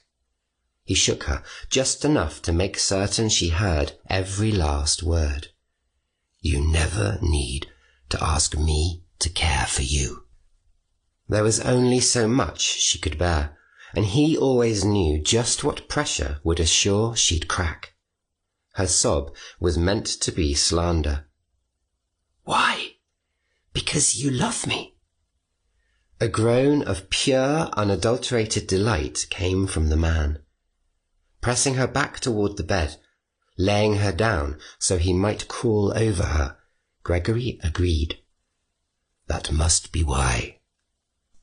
Her legs tangled in the nightgown, pinned by calloused hands seeking what was underneath, she sought to avoid the eyes of the man above her, whose cooing purr made her shiver, and whose heat seemed to say everything was as it should be. I would never hurt you. Through all his words, Gregory's nose ran like a feather over her face, neck, and chest. There is no need to tremble so. You are hurting me, she whispered, eyes screwed shut at the threats, the lies, the murder. You were never to know of Lily. He sounded almost apologetic. But do you not see that no one can be informed of my intentions until your enemies have been destroyed? Her part to play is necessary, and yes, I am aware she believes we have an understanding. It is evil to use her. I never claimed to be good. In a graceful sweep of motion, he cupped her jaw, caught her wet eyes, and spoke with uncustomary warmth. She may look the part of the angel, but her heart is as rotted as mine. I prefer the woman who has the very guise of a succubus and the foolish goodness of a saint. How could you think any differently? With all you do to those around you, how could you ever imagine I might trust you? It is unfortunate, I will admit.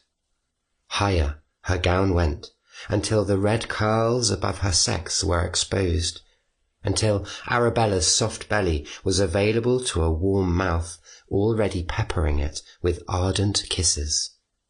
But you will learn. Staring up at an unfamiliar ceiling, laying on a rich bed in a strange room, she tangled her hands in the dark waves of the man who spoke of love and murder in the same breath. A beast whose tongue licked a deep taste up the slit between her legs and growled savagely like a wolf over his prey. Each lap of his tongue twisted her mind between comforting disillusion and abject lust. Choking back the noise of her pleasure, she found him reaching up to press his fingers between her lips, telling her to suck and not cry out at the flick of his tongue on that nub of flesh he sought to pull between his teeth. And she did, tasting him as if he were a part of her, listening to the music of his noisy sucking and grunts of pleasure. When she began to buck, his hand moved over her mouth. One more breath, and she screamed her overburdened release against his palm. Climbing over her, watching the undone woman blink in stupefaction, he pressed kisses to her jaw and asked like a boy desirous of praise, "Are you still angry?" Her mind was nowhere near the place to process anything beyond the tremors and heat. He took advantage of her distraction. Gregory's hands everywhere until her night rail was peeled away and soft flesh was his to feast on. Half aware, she struggled to stop his movements because she was still angry, and because she desired him and knew it was absolutely wrong. Arching up in frustration only led the man to moan, twisting only to make him bite, and the longer she wriggled, the more determined he became, until he set his weight upon her and spread yielding thighs. Gregory whispered in the dark of how beautiful she was, drawing out soft breaths and whimpers until Arabella began moving her hips, not to escape the brand that sought out her folds, but to writhe against it. He was killing her. That was the only thought in her head, when the head of his cock swirled so sweetly where she was so unbelievably wet. Leaning down, his voice low and tempting, he breathed against her mouth. "Does this please you?" dear wife?" She refused to answer, so he began to torment, teasing, tempting, entering just enough to drive her mad. He would barely breach her, then deny her gratification, flick her pearl with his thumb just enough for her legs to shudder, but too slow to do more than make her drip for him. When Arabella was certain that she was going to scream, he took her hand and led it to his stiffened cock. Thick and pulsing with need, it twitched in her grip as he surrounded her fist with his own and moved her up and down the length of him. The weight of his member in her hand, the feeling of something so large and so pleasing, made her ache for it. Her thumb circled the bulbous head, played with the foreskin, gripping almost too tightly as she stroked down. "Does this please you, man who is not my husband?" Her intention had been to insult him, not to make him smile beautifully down at her. "It is pleasing, imp." He pumped his cock in her fist once, reminding her of his size and expertise, as he purred to her, and promised, "Though not as pleasing as your cunny will be, my love." Such words had the strangest effect on her. Her legs, already spread inexorably wide, she tilted her pelvis in offering. When he, ever so slowly, popped his thick crown past the tight mouth of her slit, her eyes rolled back in her head, and she moaned so loudly he had to capture her lips to swallow the noise. The stretch of him was always almost too much for her. He could be rough. She knew he wanted to be, but Gregory tempered his ferocity to roll his hips with an almost calculating sensuality that peeled her flesh from her bones. He coaxed from her all the gentle words he wanted, relishing her hands dancing over his body, Arabella caressing the muscles corded in their work to please her. When she was just at the cusp of perfection, he demanded words, his voice breathy, as he thrust. "Tell me you are mine." Not even aware she was speaking, Arabella admitted her ruin, sliding her arms tighter around the source of her encroaching oblivion. "Yours." Her actions made him frantic, and what would have been a gentle climax was stirred up by his sudden passion. Snapping his hips, trying to climb inside her, he plunged recklessly into her body, his tongue mimicking the movement of his cock in her mouth. He pounded so ferociously that the air grew vulgar with the sounds of wet, slapping flesh. Caught up in him, the world went white, and Arabella felt a storm centralize in her belly, tightening until it blasted from her spine to burn each limb. Even lost in that perfection, she gripped the flesh of his rear, pulling him deeper, greedy to hear him moan at her ear in time with the hot spurts of his cock. When at last he could manage speech, Gregory kissed her deeply, panting, "Do not doubt me." "Will you stay the night? I do not sleep when you are away." He hushed her, nuzzled her cheek, and held her closer. "Did you think I would leave?" "When it comes to you, Gregory," Arabella found herself on the verge of tears again. "I never know what to think."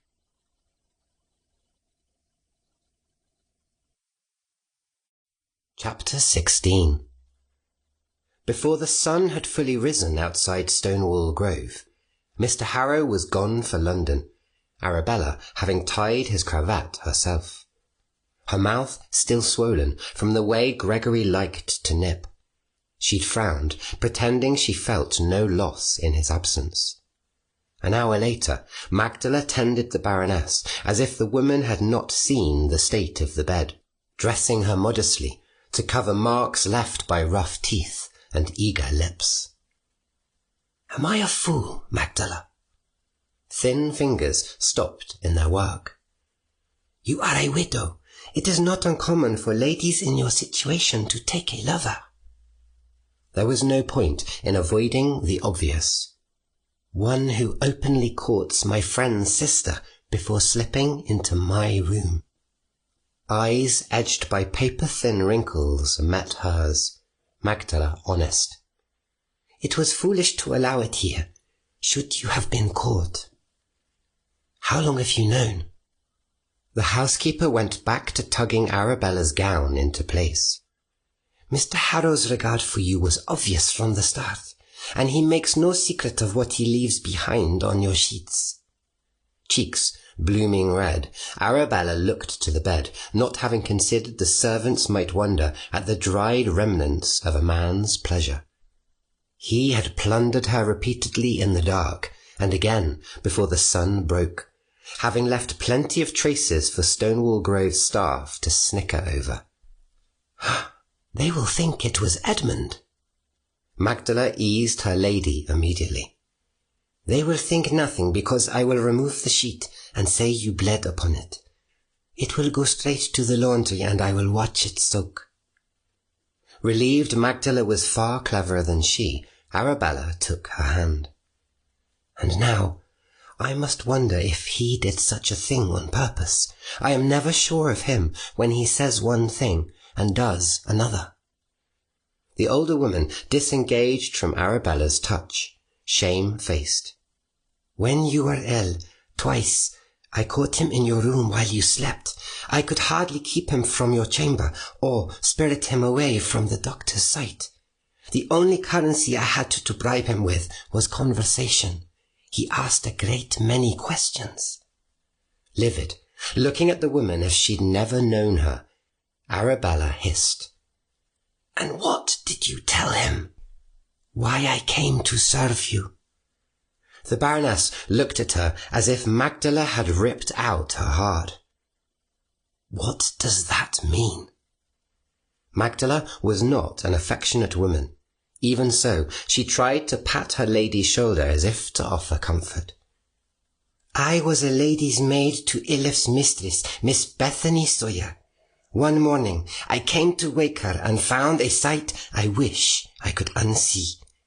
I ran from the house, from the blood. Months later, Solicitor Griggs found me working as a kitchen maid in a public house. He told me what his brother, the doctor who attended Benjamin Iliffe after Mammy Arrow trampled him, had found in the walls of the Baron's estate. He told me he'd discovered you. I had never much cared for Miss Sawyer. She could be cruel and deceitful, as much as you are stubborn and skittish, but the guilt I bore for leaving her corpse and saying nothing. Magdala swallowed, shaken by memory. Mr. Griggs claimed you would need a woman's support. Tears marked Arabella's cheeks, the Baroness equally horrified to see the same on her stoic attendant's face. Why didn't you tell me? You were a wild thing when I arrived. You ran from anyone but pain. You needed care. I needed absolution. I have been dedicated to you since the first day I saw you huddled in the corner. Nothing but bones. Perfunctory. That well-described Solicitor Griggs' arrival to Crescent Barrows on the heels of sensational news. The Marquis of Gloucester had indeed been murdered. Standing tall and rail-thin, the man urged, We cannot pretend that this is not a boon. You must go back to London, and you must do it now, my lady. The Marquis of Gloucester's corpse was not yet cold. Dalton is there. Shall I allow him to set me aflame in my sleep? Sunken cheeks drew wan. Griggs sucked in a confused breath. Dalton resides in Bath, wooing the Countess Strand's daughter. Had it not been for the funeral, he was not set to arrive until Parliament took their seats after Christmas. Looking to where Payne stood silent, Arabella frowned deeply. That cannot be the case. Your information is incorrect. William Dalton has not come to London in over 3 months, my lady, Griggs affirmed. Why would you think otherwise? Because the gypsy Ion had told her Dalton was on her heels. He had whispered terrible things in her ear. And you have proof of this? The journey is not so far, Mr. Griggs admitted, thin fingers steepled before him. But a man of his rank, his movement would be noticed. Had she fled from a phantom? I paid a gypsy to stalk Dalton's movement. He was set to arrive in London when I was last there. This man warned me the Baron was coming.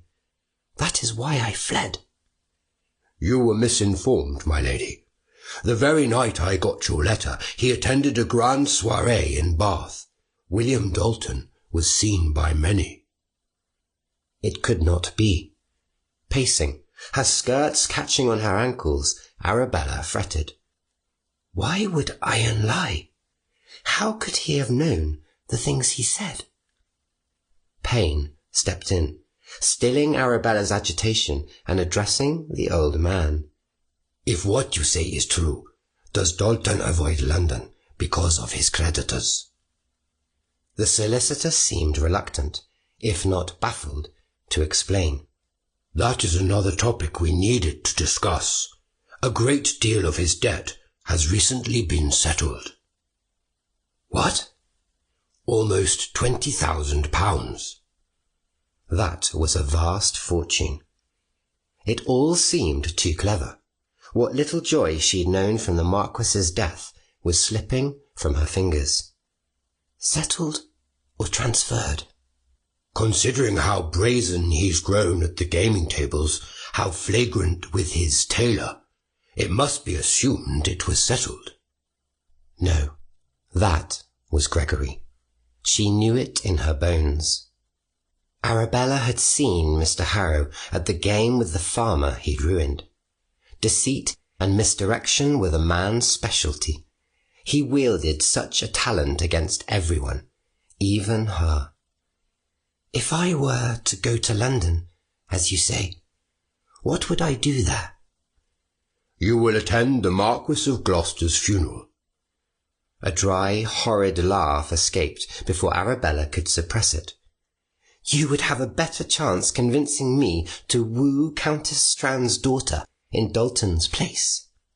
Griggs gave her a long look, rheumy eyes sharpening. That is not so terrible an idea. Dalton will attend the funeral in London and would never anticipate you might travel to Bath. It was Payne who answered before Arabella could consider. Bath is only a day's ride from London. If Dalton were to hear of it, if he were to march, we would pass on the road, unprotected. Any attack could be attributed to highwaymen. Where she was or was not going was not nearly as important as the question that had yet to be answered. Why did Ion lie? Why go to all the trouble to make me flee town? Griggs sighed. I do not know this Ion, and I cannot say. It was necessary to find out. As if Payne could read her thoughts, he took her hand, prepared to argue her out of her scheme. The last trip to London made you unwell. You do not have to go. Stay here. I will go for you. It was fear that had sickened her. It was the doubt and self-loathing. Gregory had warned her against weakness. He had told her she had to fight or lose. London would bring her face to face with her enemy, but she could do no more than stand her ground amidst mourners eager for gossip to trade. She was tired of being used. Arabella shook her head, hardly believing she was about to agree. Whether Ion told the truth or a lie, Dalton would never anticipate I would show my face.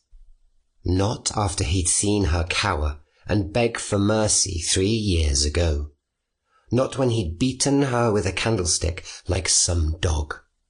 Not when he'd heard her cry for the mother who had abandoned her. not when he told her he'd cut her throat if he ever saw her again. And he certainly would not anticipate I would send Magdala to Bath. The men looked confused. It would be best, after all, for a letter of such weight to be delivered by my lady's maid directly into Countess Strand's hands. I think she should know what type of man courts her daughter's fortune. Solicitor Griggs, if you could have the figures prepared on the Iliffe estate for me before you go, along with a list of his recent known debts, I would appreciate it. Griggs took a deep breath, weighing his answer before he began. Your ladyship, consider. If Dalton were to lose the potential funding Lady Strand can bring to the estate, it will fail, potentially in less than 3 years. Watching the barony of Iliffe fade away into obscurity would give me great pleasure. If it fails, and Dalton is forced to sell, you will have nothing to draw from, my lady. Arabella knew better. My income was nearing its end anyway. Griggs slowly nodded, uneasy with the grim resolution in the lady's eyes. But there is more that must be done. Arabella turned her attention to Payne. While I attend the funeral, I will be safe, surrounded by society. While I am there, you must find Ion. He must answer for his lies. That would leave you unprotected, with only Hugh and Mary nearby. Speaking slowly, Arabella shook her head. Mary, I will send to Stonewall Grove. Mr. Jenkins and Lizzie will see to her shelter. Hugh will go with you, Payne. Ion would not recognize him, and the boy knows how to survive on the streets. He can approach in ways someone of your size and appearance cannot. Payne was not at all happy with Arabella's plan, and as it was, when Magdala was informed of her part in it, neither was her housekeeper. There were angels on the coffin's silver depositum. Even through her black veil, Arabella could see them, and it was all she could do to not burst out laughing. Under no circumstances were angels keeping company with the dead Marquis of Gloucester. Her shoulders shook, those watching most likely taking the display for silent weeping. And she was weeping. Even her ribs ached from holding in sickening guffaws. Inside that box was the puffy, embalmed body of a nightmare, his corpse too swollen from the filthy water Gregory downed him in to be displayed. Inside that box, someone who had hurt her more times than she could remember waited to be dumped in the ground. The Beau Monde mourners could not stop whispering about the nature of the Marquis's death. Hushed gossip, a few from faces steeled to conceal the same burdened exultation Arabella felt, hissed about cold air. Who had done it? How had nobody seen? Who would dare? In that parlour, Arabella first heard rumours that London constables had found their man, or so they claimed, and one Harold Regan was to be hanged for the crime. Upon hearing a stranger was going to die for what Gregory had done, Arabella thought she might be sick. What was she doing there, gloating over a corpse, feeling the cold chill of evil inch its grip around her? What had she done? Or better yet, what had Harold Regan done to earn Gregory's vengeance? For there was no chance that it had not all been arranged by the blackguard. It was in that moment, where her knees felt weak and she thought she might fall to pieces, William Dalton approached. Enjoying her horrified expression even the veil could not hide, he grinned. "Lady Iliffe, you seem unwell." He had changed little in the 3 years since she'd last seen the man. He was still handsome, much more than his wan, depraved cousin had ever been. Dressed as a dandy, he stood with conceit, as if he believed he deserved much more than had already been heaped at his feet. "William!" Her throat was dry, her mouth full of ashes. "At a time like this, we are all a little shaken. The Marquis of Gloucester was a dear friend to my departed husband." The informal use of his name set Dalton's lips on edge, filled his expression with barely contained disgust. "Is it not tasteless to be seen in the same room as his grieving widow?" There was nothing of grief in the round woman staring off in muddled confusion across the room. Arabella knew exactly how the grieving widow felt. She felt frightened it could not be real, clutched at her son as if the thought of the little boy approaching the coffin had to be prevented at all costs. She felt eager to see that box buried in the earth, just as Arabella did. It would take years for even a sense of normal to return to that woman. She would wake in the night, afraid.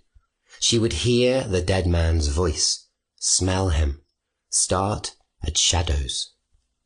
Arabella knew how that woman felt, and hardened. "I do believe I will offer condolences to Marchioness Eliza." She'd taken less than a step before an iron grip came to her arm. Dalton, shielding his shackle with the angle of his body, threatened her. "You will do no such thing." There was so much anger, years of festering, deep-seated anger inside Arabella.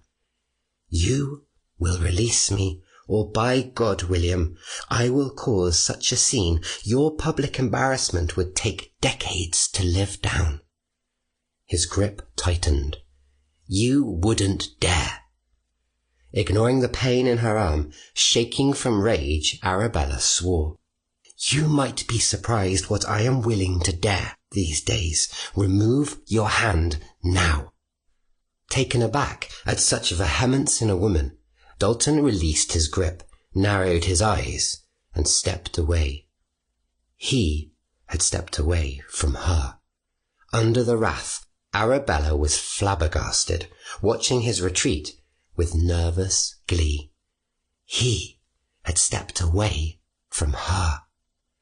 The immediate thought that Gregory would have been proud had he seen her in that moment made her want to smile, until she remembered an innocent man was going to hang for a murder he did not commit.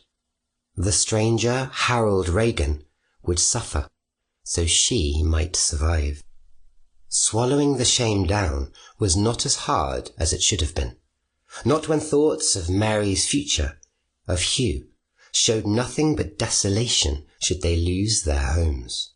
Not when another of the men Gregory Harrow sought to revenge himself upon in her name stood as pallbearer.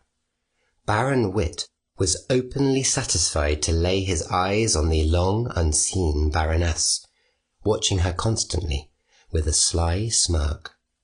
For just a moment, Arabella allowed herself to imagine all the ways Gregory might slaughter the villain. Would he drown him too? Strangle him, as Pain had strangled Benjamin Iliffe? The procession began, Baron Witt hefting the coffin. Saved by circumstance from facing a man who'd done unspeakable things to her, a man who with one look had unnerved her shaky bravery, Arabella followed the mourners. At the graveyard, she didn't speak, nor did she leave once the first handfuls of dirt were tossed. No, the Baroness waited until worm-filled earth had swallowed that box, just as the newly widowed Marchioness did. Taking her leave, Arabella took the lost woman's hand and said what the widow could not. "May he burn in hell."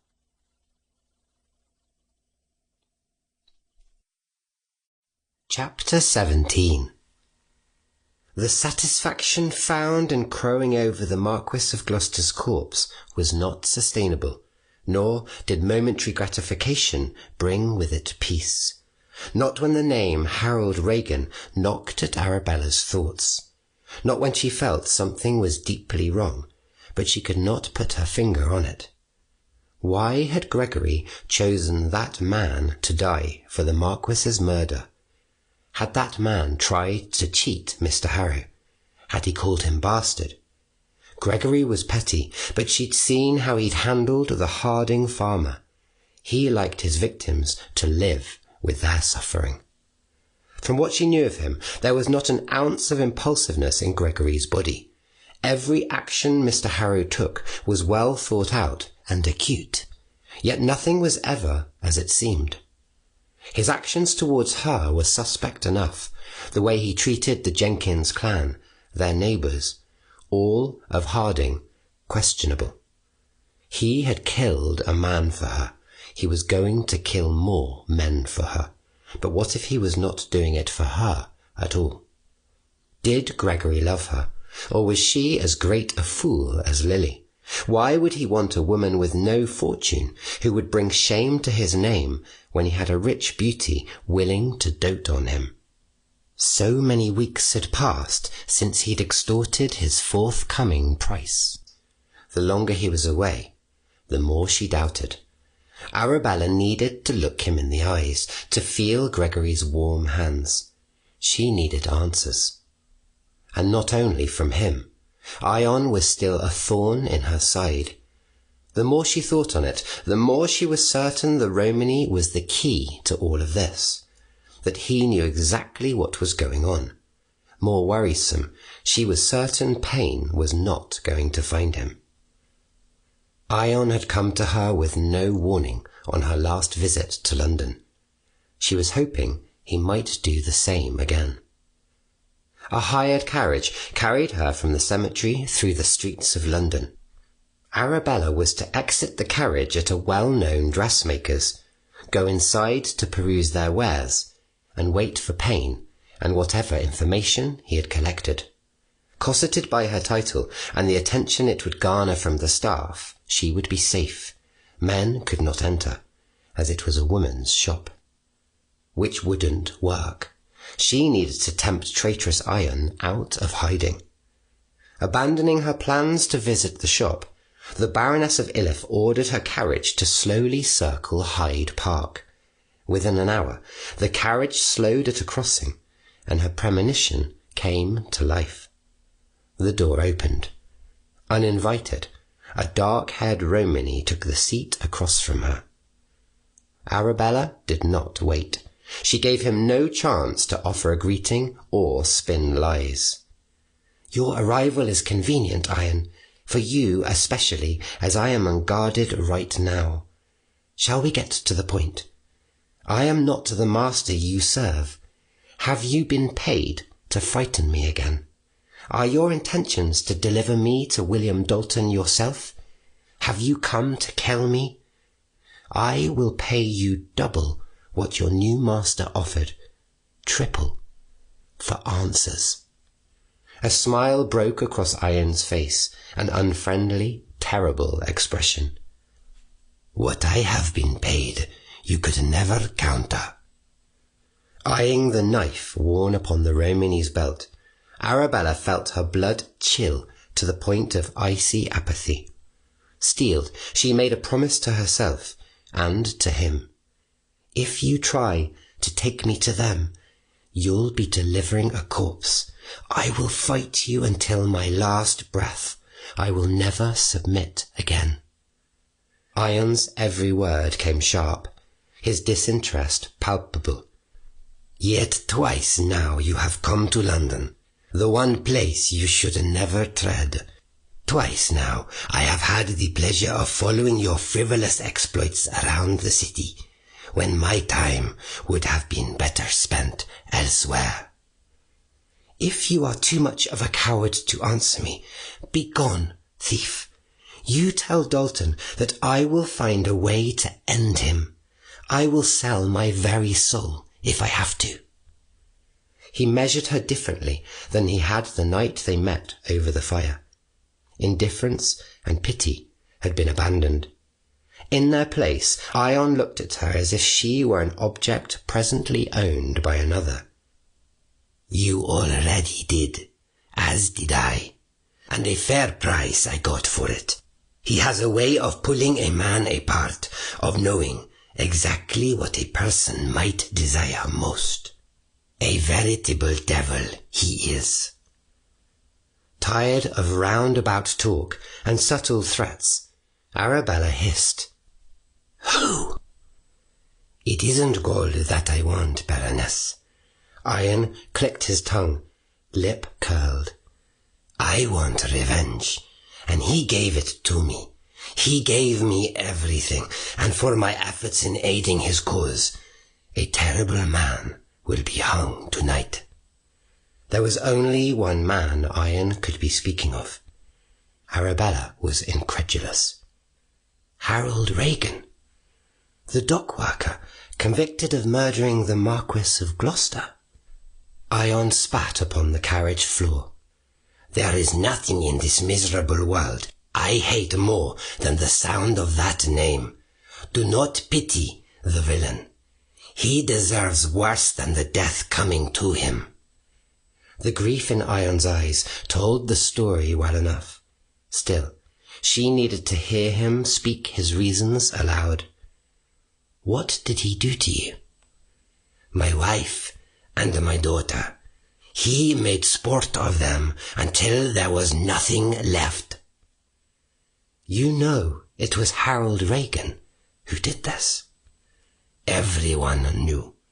The sailors laughed about it. They laughed at what he did to my little girl. When have the English ever offered justice to our people? We are treated worse than stray dogs. Teeth flashed in the dim carriage. Ion's sudden elation was genuine. Well, I shall have my justice now.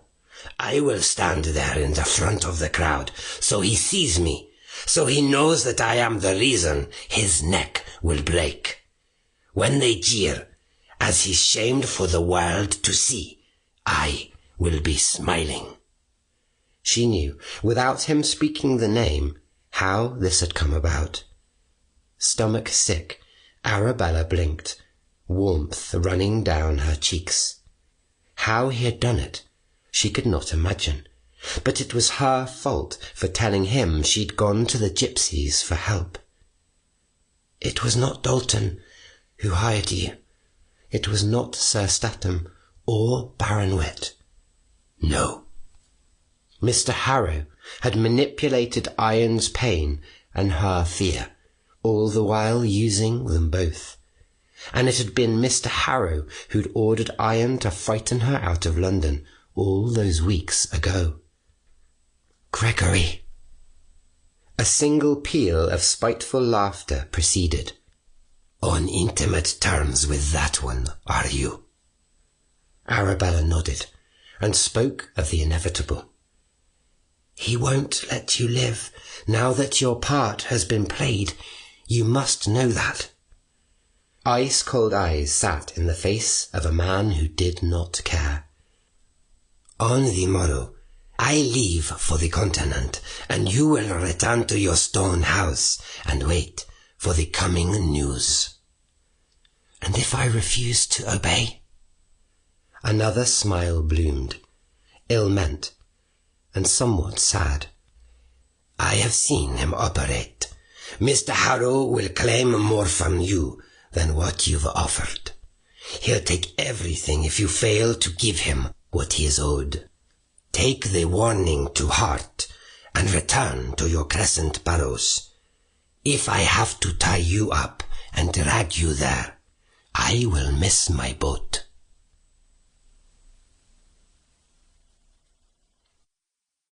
Chapter 18. Lady Iliffe! Lizzie tossed aside her needlepoint once the Baroness was announced. Out of her chair and across the room she took her friend's hand, exclaiming, "We all missed you terribly, didn't we, Edmund?" Handing Lizzie a neatly wrapped gift, Arabella enjoyed the welcome.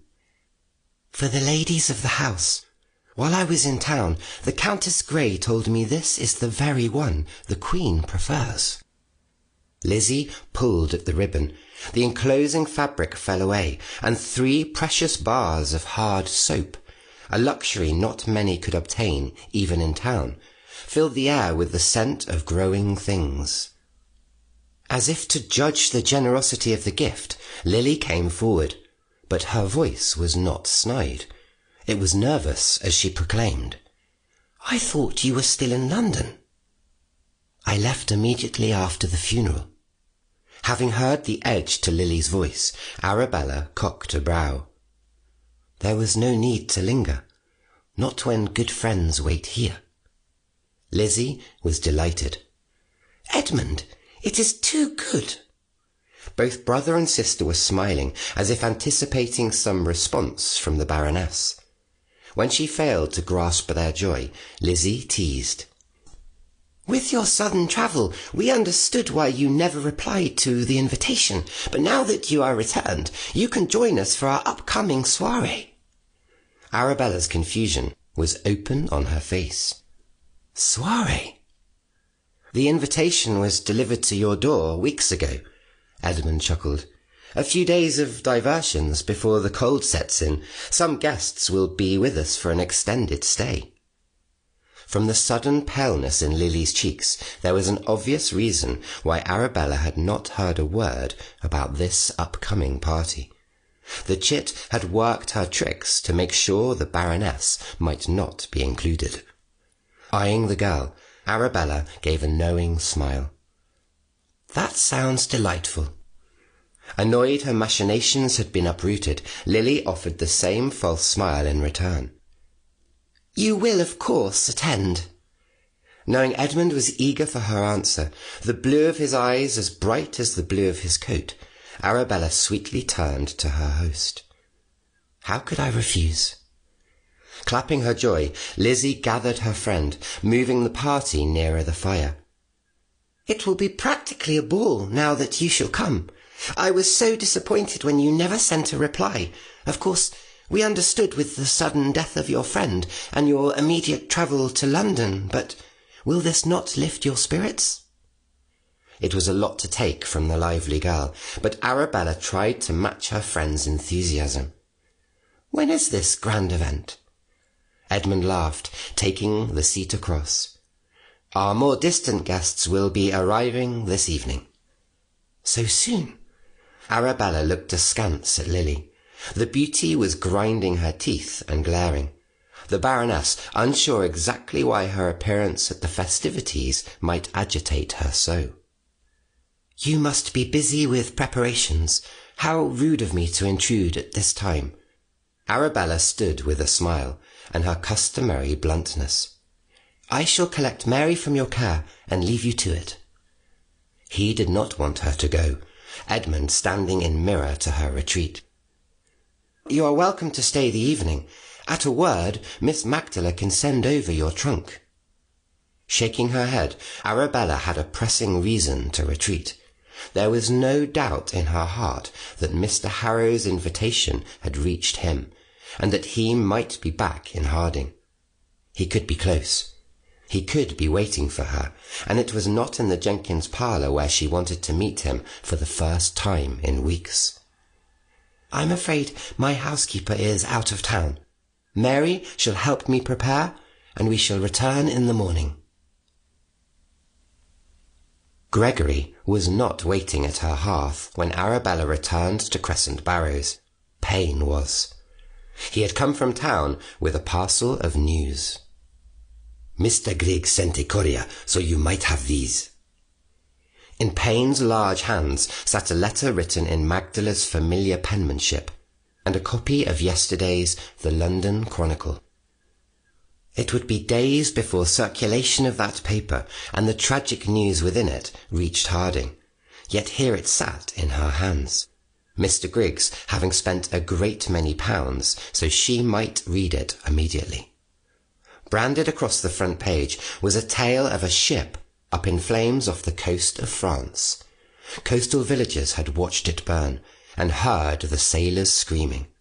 The vessel had belonged to one Baron Witt, the lord having set course to Paris for business. There were no known survivors. Baron Witt, who had smiled at her at the Marquis's funeral, who had sneered and eyed her, was gone, floating in the ocean to be eaten by fish or washed up on some foreign shore. Elation was impossible, stark shock leaving Arabella's mouth agape. She knew who had set the flames. Ion told me he was to set out for the continent. He was on that ship. The Romany man had drowned in the waters, dragging the crew down with him, on Gregory's orders, so a single powerful man might die in an event where all questions would never be answered. Payne took the paper from her grip. Maybe he swam to shore. You do not believe that any more than I do. Slumping back into her chair, Arabella let out a troubled breath. How am I to feel at this news? I cannot celebrate the death of sailors I did not know, innocent men. Sailors are seldom innocent, Arabella. Those Baron Witt surrounded himself with are only a set above pirates. Do you think he would hire noble men, that he would keep company with virtue? He would not. Payne was hardened on his stance. I do not mourn their deaths, nor should you. And what of the man who is killing them? Her voice caught, Arabella lonely for the man in question, and growing more afraid of him by the day. What of Gregory Harrow? Mr. Harrow has ended 2 of your enemies in a manner that will never lead back to you. Gently pulling her into his arms, Payne made her listen. I rejoice that it has been done. Only William Dalton and Sir Statham remain now. You are almost free, Arabella. Arabella could not help but equate this feeling of freedom with the harsh grip of fetters closing around her. Seeing what Gregory could do was terrifying. I will not be free as a married woman, Payne. Payne hugged her all the harder, his lips atop her hair. I am an old man now. How many years might I have left? Mr. Harrow may. Do not speak that way. Arabella could not make herself listen. I would be lost without you. There is more you need to know. Stroking her hair, hushing her, Payne said, I read Magdala's letter. Her time with Countess Strand was well spent. William Dalton will not have her daughter for wife. When he learns of it, it will be a blow to him. And a massive embarrassment when the reasons for the daughter's rejection are whispered all through town. Dalton deserved worse than public censure, but Arabella was satisfied he would receive a taste of his own medicine. When is Magdala to return to us? She left the day after she sent the letter. It will be 2 days, maybe 3, depending on the roads before she reaches Harding. Overwhelmed by so much news, the deaths, the growing spark of hope, and her unsettling desire that it be Gregory's arms around her in place of her dear friends, Arabella muttered, Tomorrow we are to go to Stonewall Grove. I expect Gregory will be there. I would like to speak with him. Sighing against Payne's chest, Arabella agreed. As would I.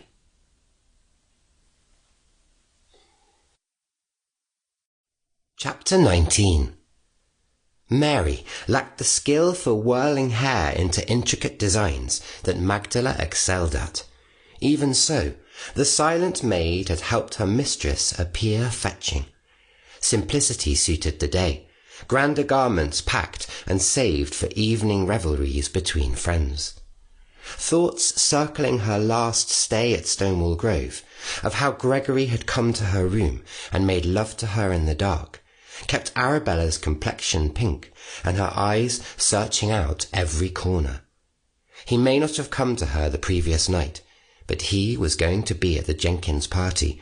She was certain of it. And what was she going to say to him? What could be said to a man responsible for so many deaths, a man who was committing grave sins for her? Her heart beat at an unsteady pace all through the ride to Stonewall Grove. Perched atop her stallion, Payne followed in the carriage at her back, Mary and Hugh tucked warmly inside. Considering winter was hard on their heels, it was a beautiful day. Watching the dance of shifting fog around the road, the strangest sensation twinged under her ribs. The corners of Arabella's mouth turned up. 2 of her enemies could never hurt her again. The Baroness of Iliffe could not have been more wrong. Lady Iliffe, you have come early. The customary excitement Edmund Jenkins usually displayed upon her arrival had dried up. He was hardly even smiling once a footman directed Arabella into the morning room. Embarrassed that she might have mistaken the time, the Baroness found her view of the room full of neighbours taking tea, and stuttered, confused. I thought I might be of assistance to you." Stiff, formal, he took a step back so she might enter. "It is no matter. Do come in." Arabella had experienced this scene before, so many times, in fact, that it should not have hurt as it did. But there was no mistaking her suspicion, not after viewing the indulgent Lily smirking like a cat licking up cream. Her standing in the eyes of her friends had diminished overnight. A question in her eyes, knowing her expression was wounded. She studied Edmund. He refused to meet her gaze, clearing his throat before gesturing to an open seat. Without the sweetness she had come to adore, he was all hard angles and coldness. Edmund was a stranger. Lily was triumphant. Mrs. Jenkins looked appallingly embarrassed, and Lizzie was nowhere to be found. And behind Mr. Jenkins was the reason. Arabella had not noticed the trio at first, almost tripping on the skirt of her gown when her host moved, and evil materialized. Heart clenched in a tight chest, emerald eyes met pitch black. Mr. Harrow was indeed there, just as she'd hoped, but he was not her Mr. Harrow. He was a foreigner, lounging and smiling with 2 familiar, hated persons at his table. William Dalton and Sir Statham were watching her with sickening glee, both smirking as they nodded recognition. It was Lily who broke the silence. "Surely, Lady Iliffe, you know your cousin. We understand Sir Statham is also an acquaintance." She could not move. Mesmerized by snakes, certain more damage had been done to her reputation in a single evening than could ever be made right in the village. But it was not her tormentors that dug the knife into her heart. It was the man silently chuckling at their side, the one shrugging as if she'd finally caught onto his game. And it could not stand. Ignoring Edmund's request for her to sit, Arabella went like a moth to the flames of hell. She tried to force a smile. It failed, but her voice was steady and spoken low just between them. "William, I received the most interesting news from Countess Strand. Considering all your troubles in Bath, I'm glad you deigned to visit the country. My condolences on the broken engagement." The way Dalton's eyes flashed, the blend of fury, confusion, disgust and worry, Arabella knew he had not yet heard the news he'd lost his prize heiress. It would probably be her last victory against the tyrant, but in her fading shock and growing anguish, it felt beautiful. The man who had filled her nightmares for years looked about ready to reach up and break her neck. The villain at his side, one who had violated her body over and over when she'd had no hope in the world, licked his lips. Arabella pretended she noticed neither, the weight of her stare settling on the demon that had drawn her to the brink. What game was Gregory Harrow playing? Indulgent, self-possessed, he met her gaze, a single black brow cocked, in mirror to his companion's expressions, Gregory's cruelty was on full display. There had always been an itch, a scratching worry in her belly that the man would play her false. Had Arabella been wiser, she would have heeded her intuition. "Mr. Harrow?" "My lady?" He'd drawn out the words in the same manner in which he called her, "my love," and Arabella died a little inside. Her next words were acid in her throat, but she made herself say them to the one man at the table who made her want to run screaming from the room. "Sir Statham, have you seen the most recent London Chronicle? The loss of your close confidant, Baron Witt, has touched me.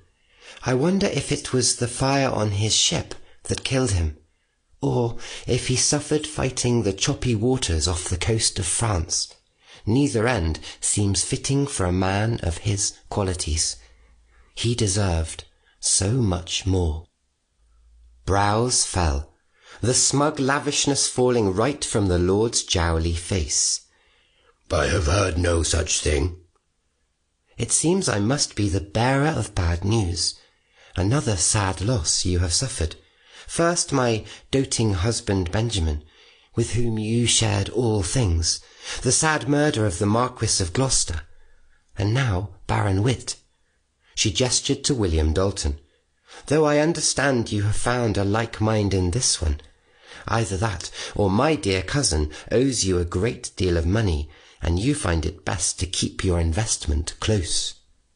Arabella did not know from where her gall came, but she turned her sneer on the seething Baron of Iliffe, mocking. "Again, dear William, you have my deepest condolences on the loss of the Strand fortune." A swelling vein pulsing in his forehead, Dalton hissed, "You bit!" Arabella shook her head, her voice low and dark. "You can turn those I call friend against me, hound me day and night, but you'll never touch me." It was Sir Statham who was willing to play. Smiling again, reeking of deceit, he murmured, "I've touched you." Eyes travelling past a paunched belly to the man's trousers, Arabella hummed. If memory serves, there was little to consider. Her taunt sparked Statham's disgusting smile. "Soon enough, we'll play our old games." Arabella turned her back and walked across the room to the seat Edmund deemed worthy of a gypsy whore, one far from the fire, and the ladies of sterling reputation. She did not spare the men a further glance. Horses had been summoned. The ladies left to walk the gardens or ride, while the men retreated to shooting across the lawns. Arabella played her part, despite the party's indifference. There was no reason to shame the Jenkins family. After all, she had warned Edmund herself that it would be wise for his family to publicly cut ties with her, and now it had been done with typical English precision. Except in the case of Lizzie. The young woman showed her face when it was time to stroll. Eyes red and puffy, she looked to Arabella, so utterly sorry that her lip shook. But she obeyed her mamma's silent warning, and did not approach. Mamioro sensed his mistress's dejection, fussing at the slow pace. The stallion, like her, wanted to get away, but Arabella knew there was nowhere left to go. This was it. Whatever Gregory had put into place must play out. When the ride was over, when the men approached with their guns draped over their arms, Payne was there to lift Arabella from her saddle. Thus far, she'd had no opportunity to tell him that the monsters were at their backs, but he saw in her eyes the old fear, no matter how hard she tried to fight it. "William Dalton and Sir Statham are here." That was when the shot was fired, when her horse screamed, and when Payne took the brunt of the spooked beast's wrath, trapped under hoof. Her friend, her dearest companion, was trampled into the earth. Arabella desperately clinging to the saddle as Mamioro shot off. Wind whipping the hair in her face, the world moving too fast, Arabella sailed through the air, landing on the gravel, tangled in her skirts and unable to breathe. Fighting the dress, fighting a body stiff in the shock of pain, she rolled to her knees. The women were shrieking. She didn't hear them. The Baroness did not hear the men rushing forward, or the sound of her name in the air. Her thoughts were automatic, focused on pain where he lay motionless on the cold ground. Landing across his chest, she screamed his name, fighting any hands that thought to pull her from him.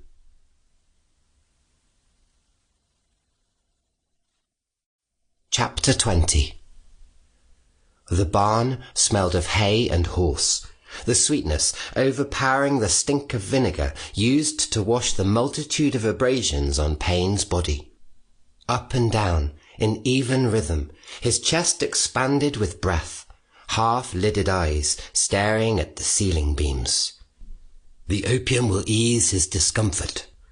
It was the same doctor who had attended the Baroness through her fever, though he seemed remarkably less excited about repairing a servant. Are you sure you wish to see this, my lady? If he asked her one more time to allow an outsider to brace her friend, Arabella was going to strike him. I will stay. It will be upset. Set the bone! Loud enough to be heard across the yard, the Baroness shrieked, "You are wasting time, sir!" Payne may have looked dazed, but the instant the doctor pulled his crooked arm straight, the large man screamed. She was there through it, pressing him back to the wooden table, talking to him, Mary and Hugh having been sent from the house to help where they could.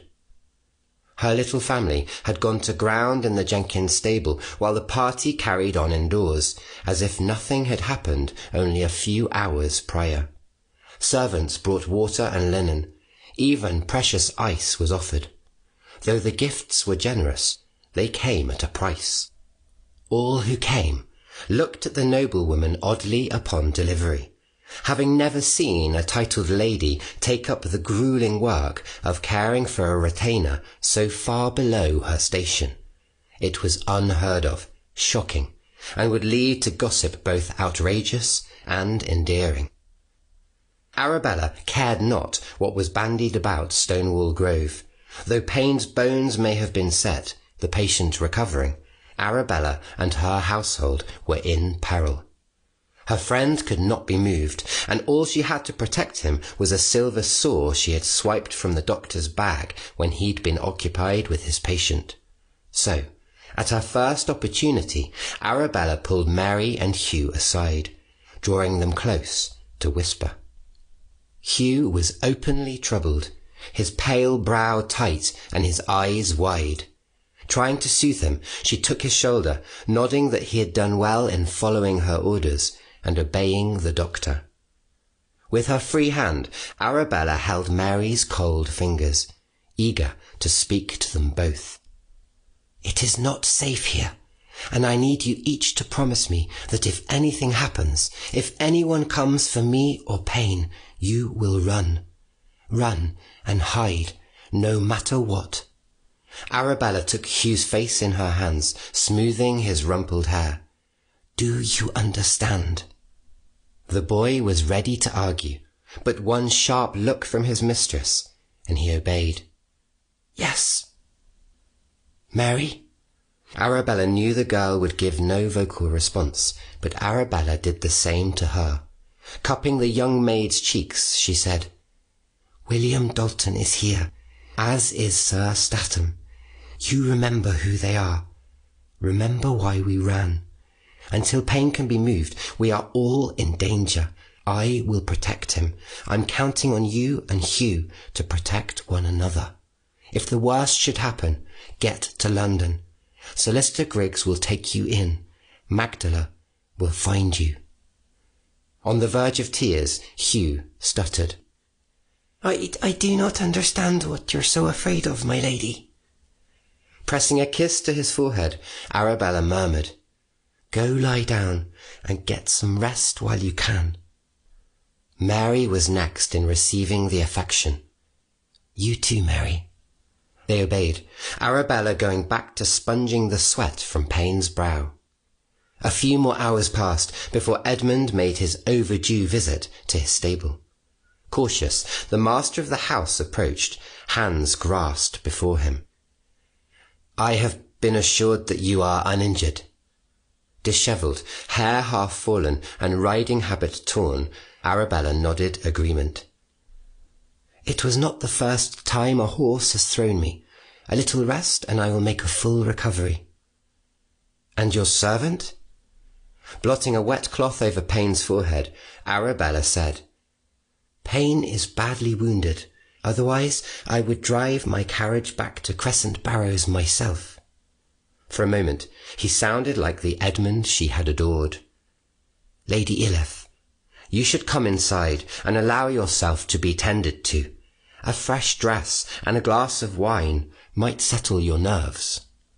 Ignoring his offer, Arabella asked, "Has there been any sign of Mamioro?" "No." "Then he will have gone to Crescent Barrows." "Shall I send someone to—" Arabella scoffed, looking to her host as if he were insane. "Mamioro is dangerous." Edmund did not deserve the softness of her voice, so she spared him none. "Return to your party and your new friends. I do not welcome your false concern or your presence. Tell Lizzie that I do not blame her for the actions of her brother and mother." At that, Edmund Jenkins dropped his guard. "That is unfair." "Do you believe the pistol shot was an accident? Do you even know who you have invited under your roof? Considering the stories they must have told you last night to change your character so quickly, I would assume you do not." Incredulous, Arabella pulled a face. "And it is troubling to see you so changed, for I had been warned that you were not as noble as you appeared, and I had refused to listen." Eyes on him, seeing he was uncomfortable with her disgust, Arabella conceded. "I see it now. Return to your party and your titled guests. Enjoy the acclaim their presence alights upon your family. I will stay here with Payne." "But he is a servant, Lady Iliffe. There will be even more talk." Every last word was stressed by Arabella's distrust. "You invited the two men I hate most in the world into your acquaintance. Two men that have harmed me in ways that would turn your blood to ice. Why, Edmund?" At her questions, embarrassment made Mr. Jenkins' cheeks go red. "Mamma thought it would be practical to introduce myself to the head of your family. Lily had a connection through a friend. Letters were exchanged." It was almost laughable. The man both blind and foolish. He was being played by a master at the game. All of it. Everything went back to Gregory. "The friend being Mr. Harrow? He brought them here, to your house." Her malevolent lover wanted Edmund and his family exposed to the men to further his own aims. Body aching, knees stiff, Arabella settled onto a stool near piled hay. "I do not wish to quarrel with you, Mr. Jenkins. Abandon me to this place, and return to what awaits you inside." When Edmund moved to leave, Arabella offered parting advice. "Be wise, and keep an eye on your sisters. William will want Lily's pretty face and fortune. He has none of his own. Sir Statham will want Lizzie's innocence. They are both conniving, evil men." Mr. Jenkins didn't know how to answer, frozen for a moment before making an awkward turn for the door. The eavesdropping doctor cleared his throat, looking to her host as if expecting to be invited inside for refreshment now that his patient's immediate danger had passed. Arabella snarled, as savage as a highwayman. I, Baroness of Iliffe, am paying your fee, physician. You will stay here and care for Pain. If he so much as twitches, you will attend him. Retake your seat. Huffing, the man did as he was told, his resentment palpable. Yes, my lady. Edmund Jenkins raised a brow at her outburst, but wisely kept his mouth shut before making a full retreat. Day became night, music and laughter drifting cheerfully across the courtyard. A platter of food was sent, a bottle of wine, most of it devoured by the doctor, who stuffed himself, belched loudly, and began snoring in his chosen corner. Arabella could not bring herself to eat, but she did her best to see both Mary and Hugh took supper. When their bellies were full, each of them were tucked into a stall to sleep upon the hay, Arabella remaining on her stool at Payne's side, surrounded by the sounds of soft breaths and deep snores. In the folds of her skirt she fingered the silver saw, warm tears running down cool cheeks to see her friend suffer because she had been foolish. Half of Payne's face was swollen. His breath had begun to rattle, and she feared the blow to his head would finish him before any infection in his arm might do its work. Leaning close to his ear, she whispered, "If you die, I will follow. Do you hear me, Payne?" Magdala assured me Payne's proclivities for male attention made him no threat. Seeing you weep for him, I abruptly doubt her word. Startled, Arabella drew back, her grip tight on the hidden saw, and found Gregory watching from the dark. It had been so quiet, even the raucous party inside having diminished, that she had not heard a soul approach. The doctor woke from her shriek, coughing mightily. Mr. Harrow's attention went to the man in the powdered wig. "The gentleman is soon to retire. If you hurry, a port and cigar might still await you inside." Arabella refused to be undercut. "No. Go." Mr. Harrow went right up to the woman in question, growling, "I will handle the Baroness." All it took was the word of the bastard gentleman for the doctor to abandon his chair and rush from the stable to the civility of the house. On her feet, like a she-wolf protecting her pup, Arabella put her body between her lover and her friend. "How dare you, Gregory?" Looking her over, eyes lingering on each bruise, every last tear in her dress, Mr. Harrow growled, "You are unsteady on your feet. Sit." The command was not enough to move her. She had not eaten, her body ached from the fall from her horse, but she would not stand down. "You brought them here. Payne's misery is your doing." A storm gathered in Mr. Harrow's eyes, the man moving forward to physically push the rabid woman back upon the stool. "Point that finger at Lily. Her meddling complicated my original plans, and for that she will pay. Now sit." When he had her where he desired, his hands went to her hair, picking out stray pins, freeing the tangles, and smoothing mussed curls off her face. "I asked you to trust me.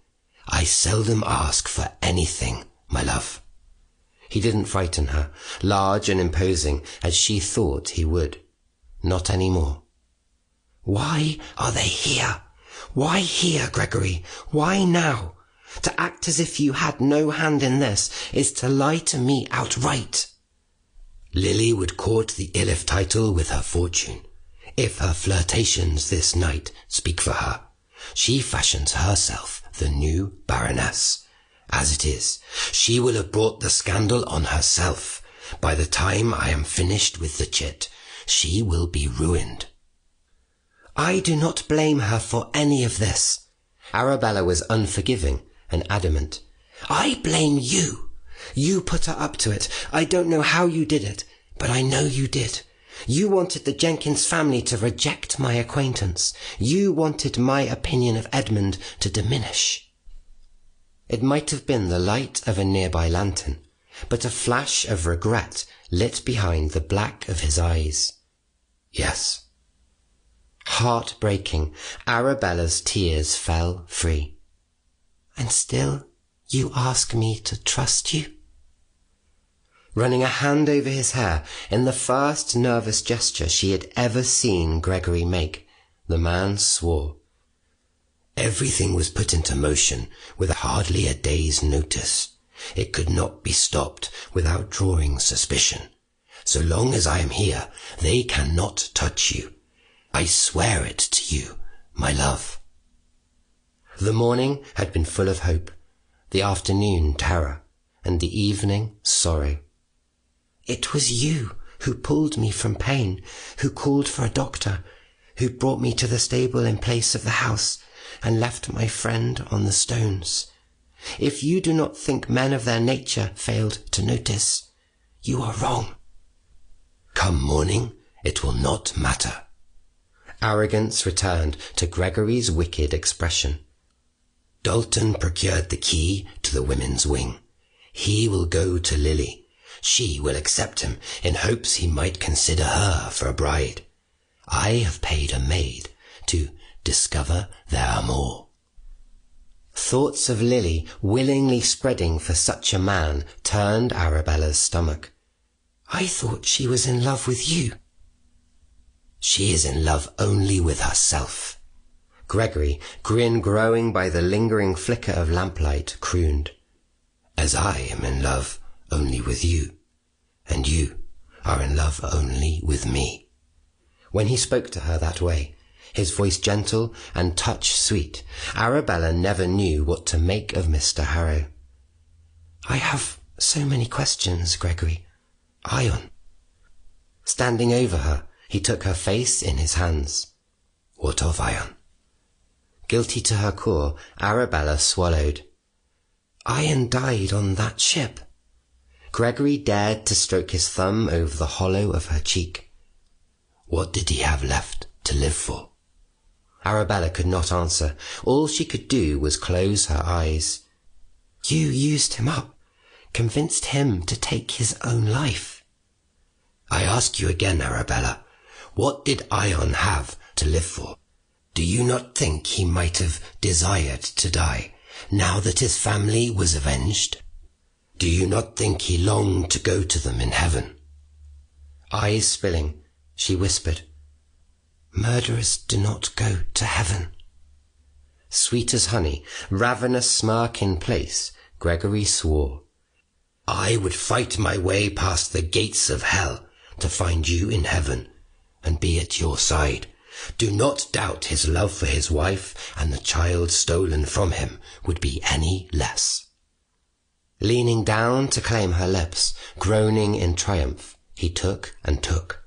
She let him have her mouth, she let him have her breath, wanting reassurance even from the devil.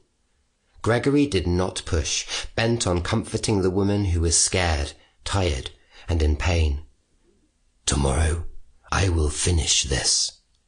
Nodding, Arabella sniffed. And then? We marry. His smile was genuine, his touch careful as he wiped her tears. In that quiet moment, it felt as if the world did not extend beyond the two of them. Pain's deep breaths were their music, the snores of Hugh soft as a breeze. Gregory noticed before she, the man stiffening and pricking his ear toward the window. It started softly, growing in the wind, a cacophony of shrieks. Fire. The smell of smoke came next. Taking his lapels, Arabella demanded, What have you done? An instant grip on her arm shackled the Baroness when she thought to rush to the window. Gregory, still as stone, whispered, This was not I. He was listening for something, watching the stable door as if anticipating combat. The house was in panic. The whine of windows forced open, the shattering of glass. It all happened so quickly. and then they saw the cause. Flames were seen licking out the casements on Stonewall Grove's second floor. Windows, thrown open to release the smoke, encouraged the fire, men and women in their nightclothes streaming out into the yard. Arabella's immediate thoughts were only of her family. If an ember were to land on the stable's roof, the structure would ignite in moments. Glancing to where Payne convalesced, darting a glance back to Hugh's waking form, she sought out a view of one more and found her missing. "Where is Mary?" Ignoring Gregory's iron arm around her middle, Arabella called, "Hugh, where has Mary gone?" Blinking, hay falling from his hair, Hugh shrugged. "I do not know, my lady." Heart in her throat, Arabella rounded on the man, determined to pin her to his side. "Gregory, she is in the house." "You cannot go in there." A wink of light flashed off her hidden weapon, Arabella raising it to him with a shaking hand. "Mary needs me. Please do not make me hurt you." Silver saw pressed to his throat, the teeth biting. Gregory's black eyes were full of a different kind of pain. "Arabella, listen to me. In the melee, one of them might grab you. Screams would go unnoticed. Do you understand what I'm saying?" Tears fell free, Arabella pleading. "I do not know how she did it. I do not know why. All I know is that Mary must have gone into the house. I have to find her." Wrapping his spare hand around the silver serrated edge, Gregory pushed the blade from his throat. "No." Hugh launched himself across the stable, flying upon Gregory with manic kicks and bites. In an effort to save the boy from a blow, Arabella set loose the saw. Wrapping her arms around Hugh's heaving shoulders, she hushed him, demanded he stop. "He means me no harm, Hugh." Panting, the boy went still. There were tears on his red cheeks, the back of his hand working to wipe them away. "Your ladyship, Mr. Harrow is a bad man." Scoffing over them, Gregory narrowed his eyes and threatened certain death. "You would fight me for this woman." "I."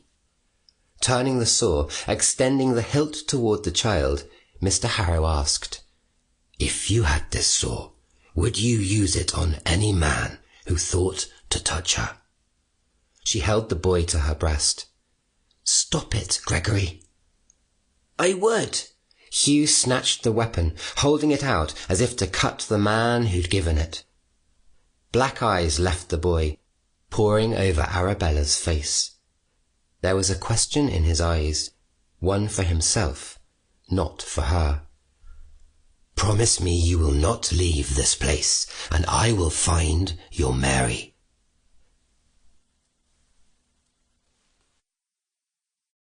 Chapter 21. Evening fog mixed with acrid smoke, the air a blur as fire ate away Stonewall Grove's north wing.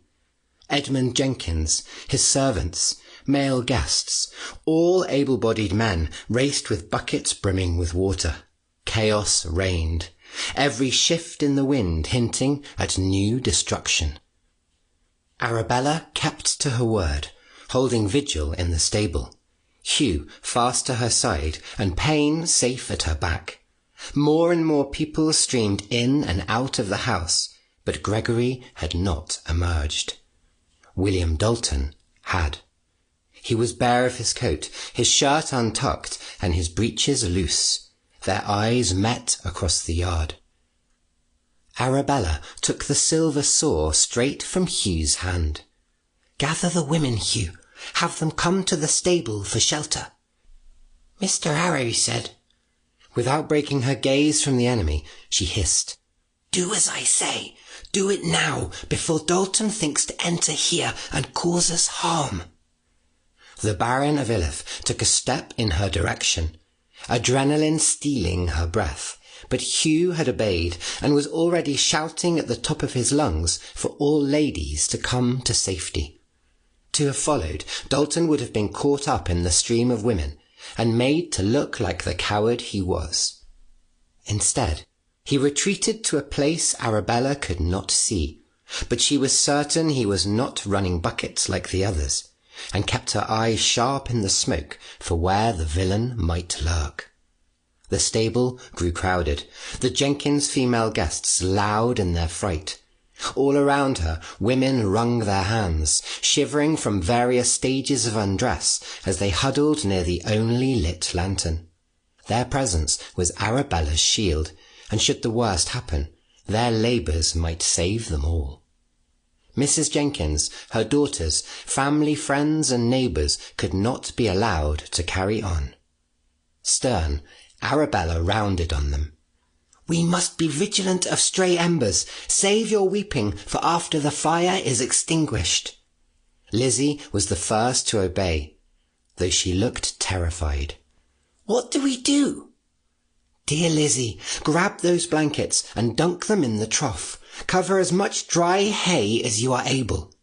Arabella gestured for Mrs. Jenkins to take the stool near Payne. "And you sit here. There is cleaner air blowing from the back window to clear your lungs." The old woman was inconsolable, and Arabella suspected it had less to do with the fire and more to do with the reason Lily was drawn and silent as a ghost. Something had been seen when the initial alarm arose, something regarding William Dalton and one spoiled miss. Gregory's plan had come to fruition, more spectacularly than he had intended it to. "Lily," she called to the girl quietly. William had left a love mark on the girl's neck, insurance no doubt to secure her fortune should he wish.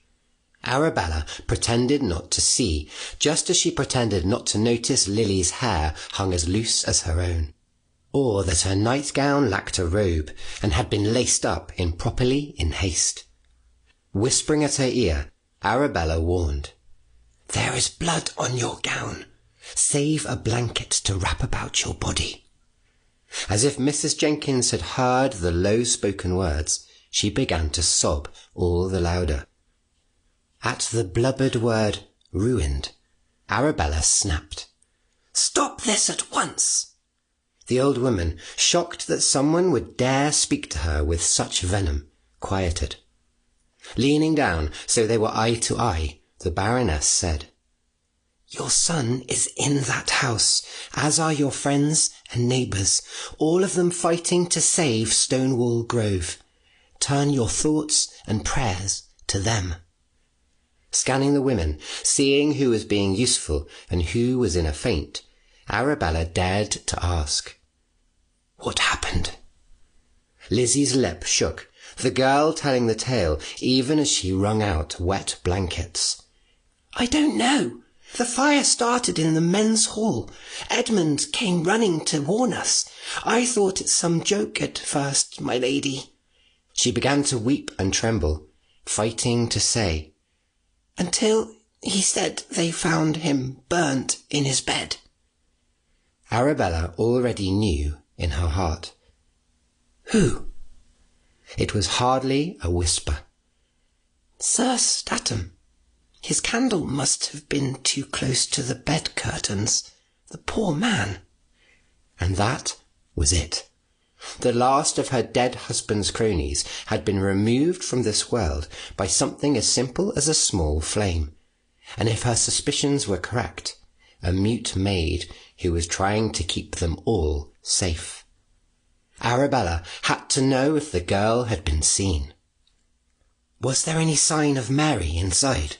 I sent her to bed, and did not see her rush out with the other servants."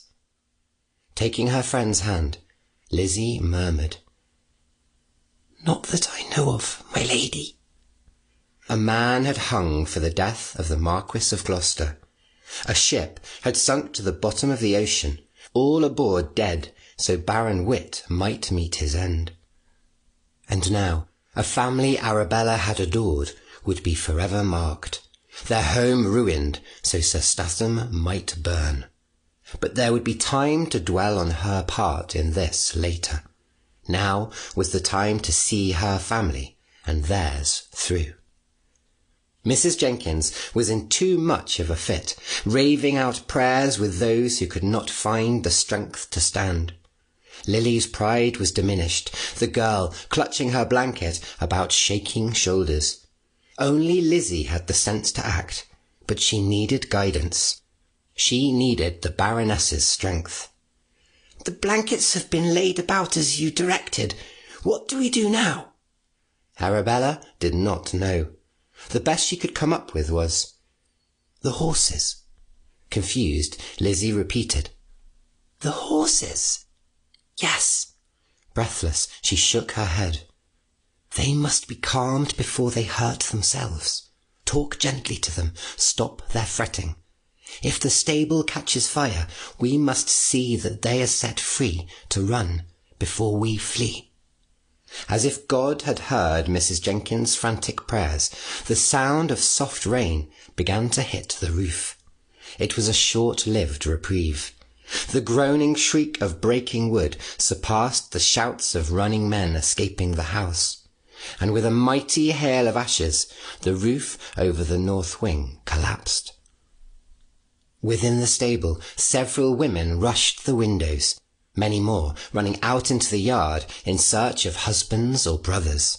Arabella was amongst them, crying out for her own missing companions in the rain. And then she saw him. Her Gregory came flying out the portico with a girl grasped tight in his arms. Racing over gravel and mud, her skirts caught up over her arm, she flew to them. Mary, singed and shaking, Gregory's eyes as fiery as the devil's. Light rain turned into a deluge, the Baroness doing all she could to help manage the girl's weight until under the stable's eaves. There was a roar, strong hands pinning her to the wall. "You gave me your word you would remain in the stable." Blind to his wrath, Arabella searched his face, his shoulders, searching his form for injury. "Are you wounded? Were you burned?" Curt, he answered, "No." "You saved my Mary." Wild, she threw her arms around him, peppering his face with kisses while all three sank down in the mud. "The roof caved in. I was afraid for you." Sodden with runoff, caught up in Arabella's frantic embrace, Gregory held her tight, no care for who might see. Lips at her ear, he whispered, "I found her in Dalton's room." Breathless, Arabella clung too hard. "Lizzie claimed her brother found Statham burned in his bed." Mary had a stranglehold on Arabella's hand, the girl coughing in earnest. When the maid could manage breath, she croaked, "I held him down." It was the first and last time Arabella would ever hear that bird-like voice. Mouth agape, the Baroness was struck speechless, so Gregory answered for her. "Well done, Mary." The little hand gripping tightly to her was scalded. Arabella, seeing Mary's blisters, the scorch marks on her dress, tried to gather the girl up. "We must get her inside the stable. The physician's bag is in there. These wounds need to be tended. She needs medicine." Gregory cut in, halting the woman before she might scamper off. "What of Dalton? Have you seen him?" "He was in the yard when it began. I had Hugh call the women to the stable so he would stay away. I don't know where he is now." "The coward is hiding, no doubt," Gregory sneered, placing Mary against Arabella's breast. "I shall find him and end him now. No soul will know how it happened." Desperate, her hand shot out to grasp his forearm. "No, not now. Maybe not ever. He is powerless without his friends, penniless. After this, I cannot bear any more on my conscience. Please, stay with me instead." Cocking a brow, Gregory asked, You want him to live. Did she? After all these years, all the fear, maybe death was not the fate Dalton deserved. It is the end of the Iliffe barony I desire. William Dalton is nothing without it, lower than that farmer you ruined.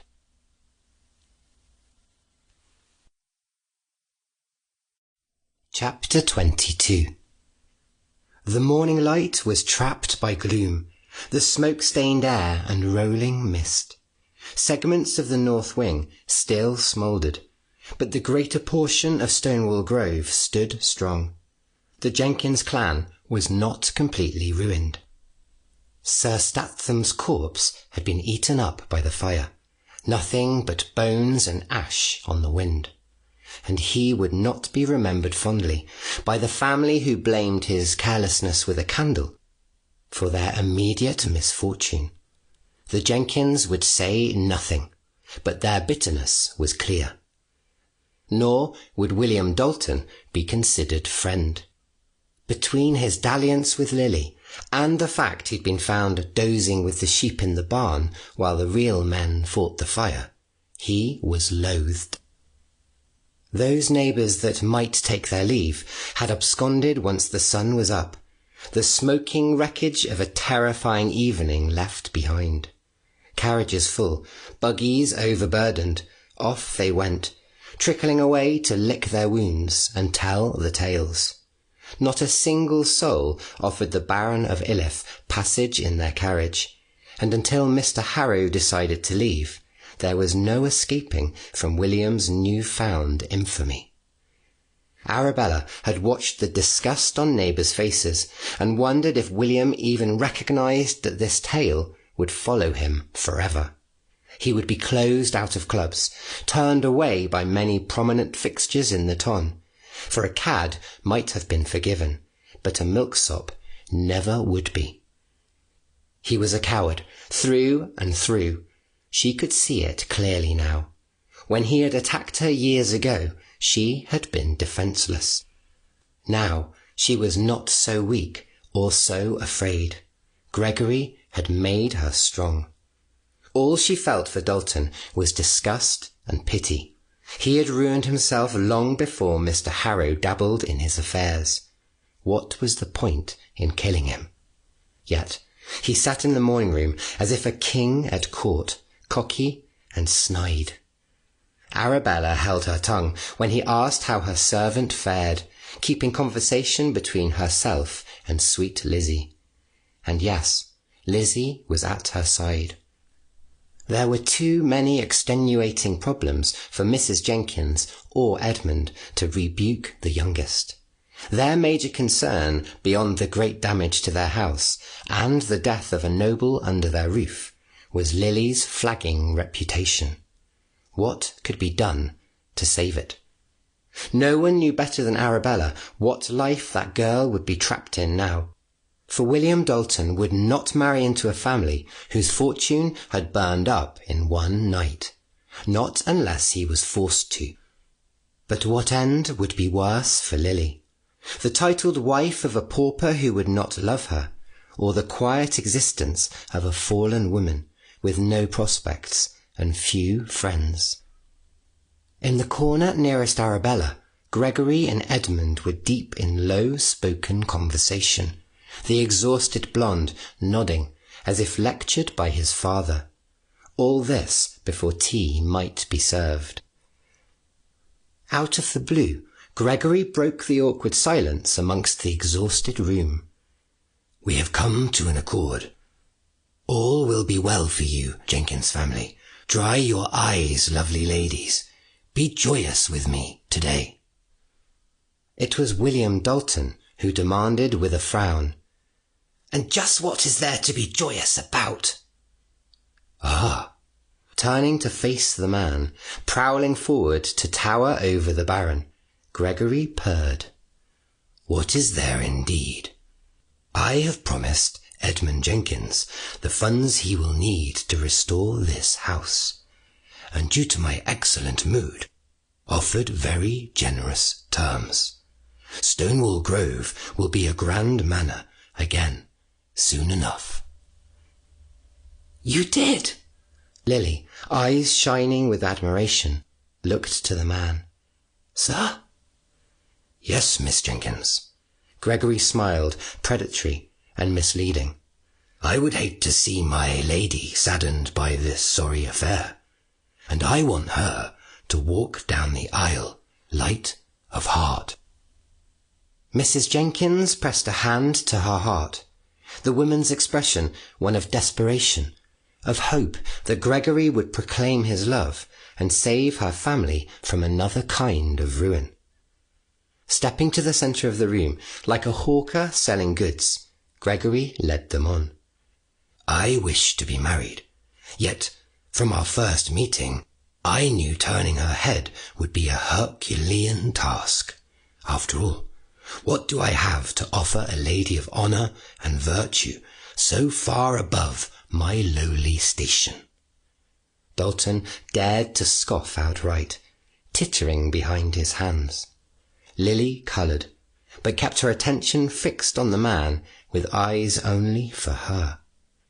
Smiling down at angelic Lily, Gregory declared, Without encouragement and the true friendship of Miss Lily Jenkins, I would never have dared believe. Yes? Lily sighed, her eyes wide and full of longing. Yes, Mr. Harrow. I owe you a debt of gratitude for your hand in our joy. When Lily's smile grew sublime, when she straightened her shoulders to appear the princess, Harrow turned away.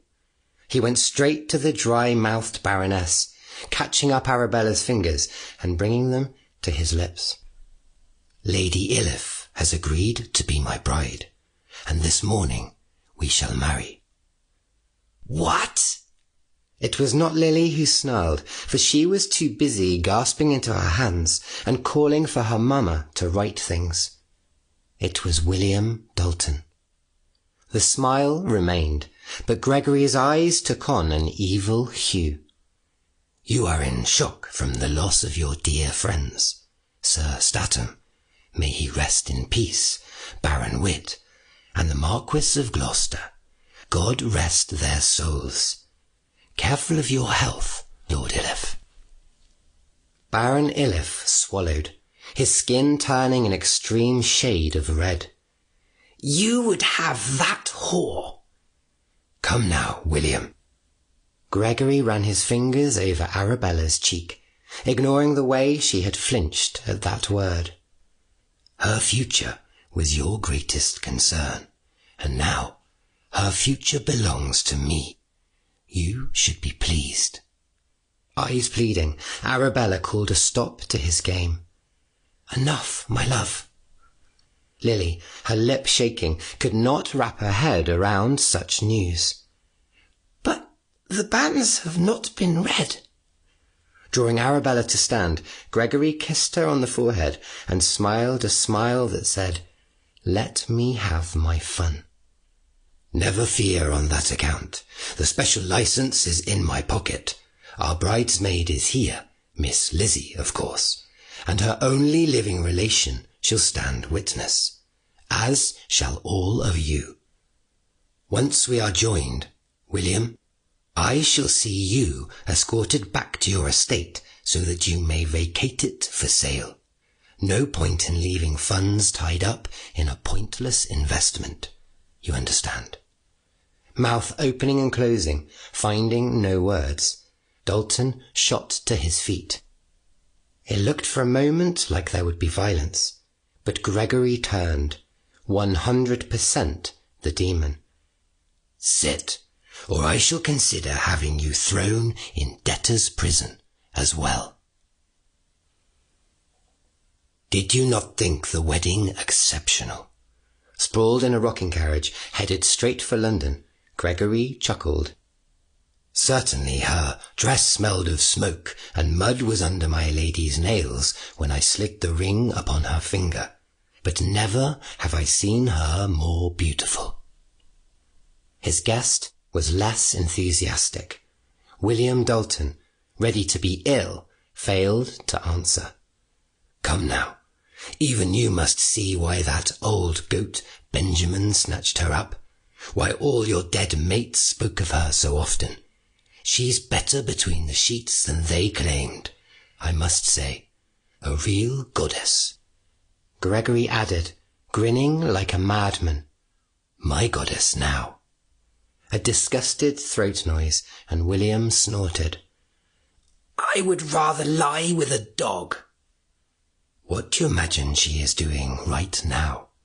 Brushing lint from his trousers, Gregory ignored the outburst. "I would bet £10 that she is with that hoary servant, feeding him soup. Sweet little nurse that she is.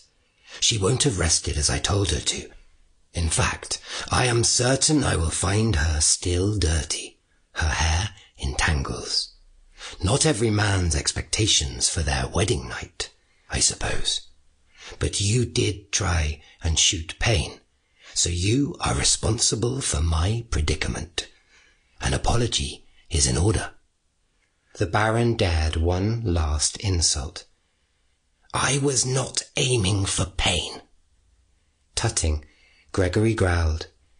"You are certainly not a sportsman. In fact, there is nothing I have seen you exceed at but pomp. It is the reason I saved you for last." Fear was there. A niggling suspicion burned through William's veins. "Last. I have taken your pride, your scant moneys, your land, even your wayward baroness.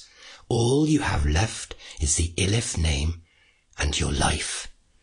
Mrs. Harrow would give you the option of retaining one or the other. Truly, I don't think my love considered what her recent request might entail. But who am I to argue with my lady when she would be merciful? Which coward shall it be?" Swallowing, terrified, William asked, "What?" "Well, I could kill you as I killed your friends, thus ending the Iliffe line immediately. But there is a second option, should you wish to enjoy the life my wife desires you keep. Either way, at your ignoble death, the title shall fade into obscurity. It could be tonight, it could be years from now. The choice of when is yours." Gripping the seat beneath him, Dalton cried, "I do not want to die." 3 knocks upon the roof, and the carriage came to a halt. "I'll do anything you want, anything." Screaming, Dalton pled for his life. "Please." "You wish to live? So be it. I will assure you are the last Baron Iliffe, and you can continue with your pathetic existence until she changes her mind." Gregory made a grab for him, pulled the panicked man from off the carriage. "Castration, by all accounts, is exceedingly painful. Scream all you will. No soul on my land will hear you."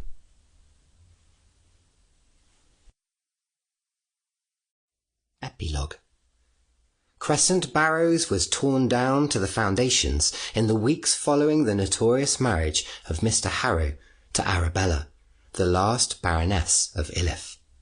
In its place, a new house was erected, one as stark as the landscape, yet brimming with life. On warmer days, Payne kept to the outdoors, smoking his pipe, as he watched the children tussle under Magdala's careful eye. A son and a daughter ran wild, quarrelsome and equally affectionate.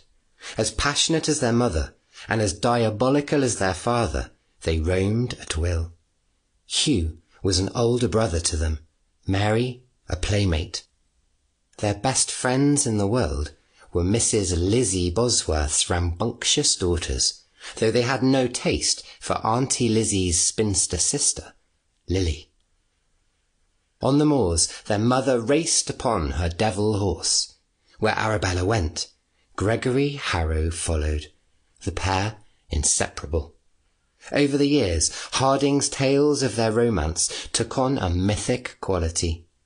Their love more legendary than even the White Woman. The end.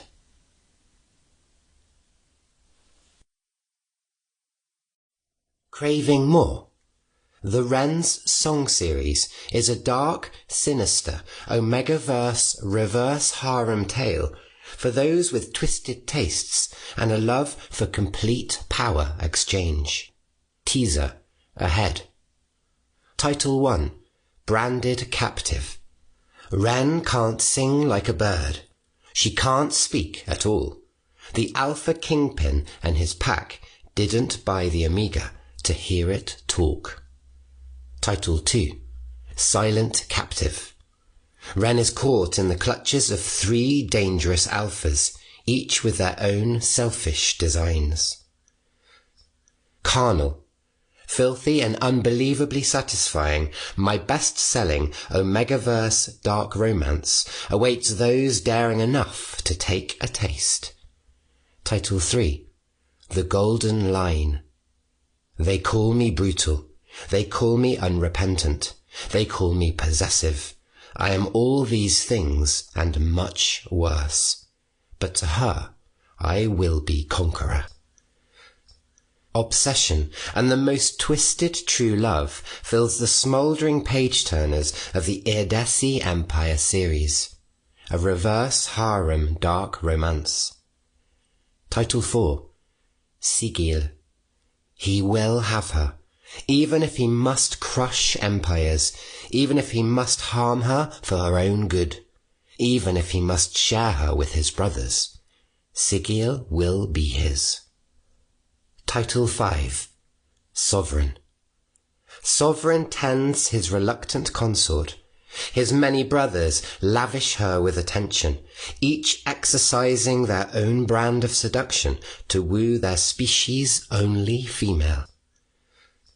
The twisted love of Shepherd for his stolen Claire. Omega-verse dark romance at its most gut-wrenching. Title 6. Born to be bound. Violent, calculating and incapable of remorse, Shepherd demands his new mate's adoration, her attention, her body.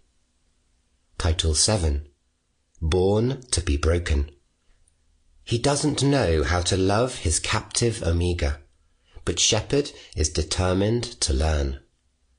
Title 8. Reborn. The nature of their pair bond has consumed Claire to the point that she has difficulty differentiating where her feelings begin and Shepherd's machinations end. Title 9. Stolen. He took her with violence while none intervened. He broke her, swearing he'd put her back together. If your tastes run to vicious alpha males, my hit Twisted Horror will scratch your itch. Title 10. Catacombs. There is no God for you but me. There is no heaven waiting for you. I own your soul and your body. I own your mind. I am your life and your only reason for existence. Taboo horror that will worm its way into your darker thoughts and keep you up all night. Whatever you do, don't follow the White Rabbit. Title 11. The White Queen. The devil owes the Hatter a favour, and he knows just what he wants for his prize. Love good old-fashioned desire. Take a turn with this Prohibition-era romance. Title 12. A Taste of Shine. Something isn't right about the new girl in town. Charlotte Elliott swears, she drinks, and she's trying too damn hard to fit in with the simple folk. Join my Facebook group, Addison Kane's Dark Longings Lounge, for sneak peeks, free loot, and a whole lot of fun. Ask me anything. I'd love to chat with you. Now, please enjoy an extended excerpt of Branded Captive, Wren's Songbook 1. .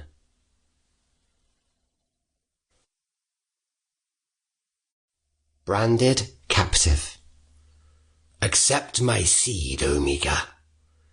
The breath wafting over her cheek was rancid, but it was the last thing Wren might take stock of when that thing was cracking her pelvis in half. She had done as she'd been instructed. Remained docile when the man had yanked her legs embarrassingly wide over his thighs. She had even ignored the thick thatch of coarse salt and pepper hair on his chest, scratching her back when he hoisted her up. He'd growled, as her mother told her he would, and torn through her barrier with one impatient yank of her hips. Unable to scream, Wren had only arched her spine, head thrown back on his shoulder. The alpha, either oblivious or uncaring for her comfort, grasped her hips, bobbed her up and down his veined cock 3 times. With the 4th rude shunt, he'd clawed at her softer places and driven her down until her ass cheeks slapped against his lap. Immediately, something ballooned inside her aching guts. It pressed her bladder to the point Wren was certain she'd dribbled more than a little piss on her bier, continuing to expand until squished bowels, organs, and jangled nerves all screamed for relief. Damn you, Omega, take my seed. Take what, where? She didn't understand what she was supposed to do now. At her back, the stranger panted, shifting beneath her as if he too were extremely uncomfortable. When she failed to perform, his irritation quickly translated into anger. The stink invaded Wren's nostrils. It made her skin buzz.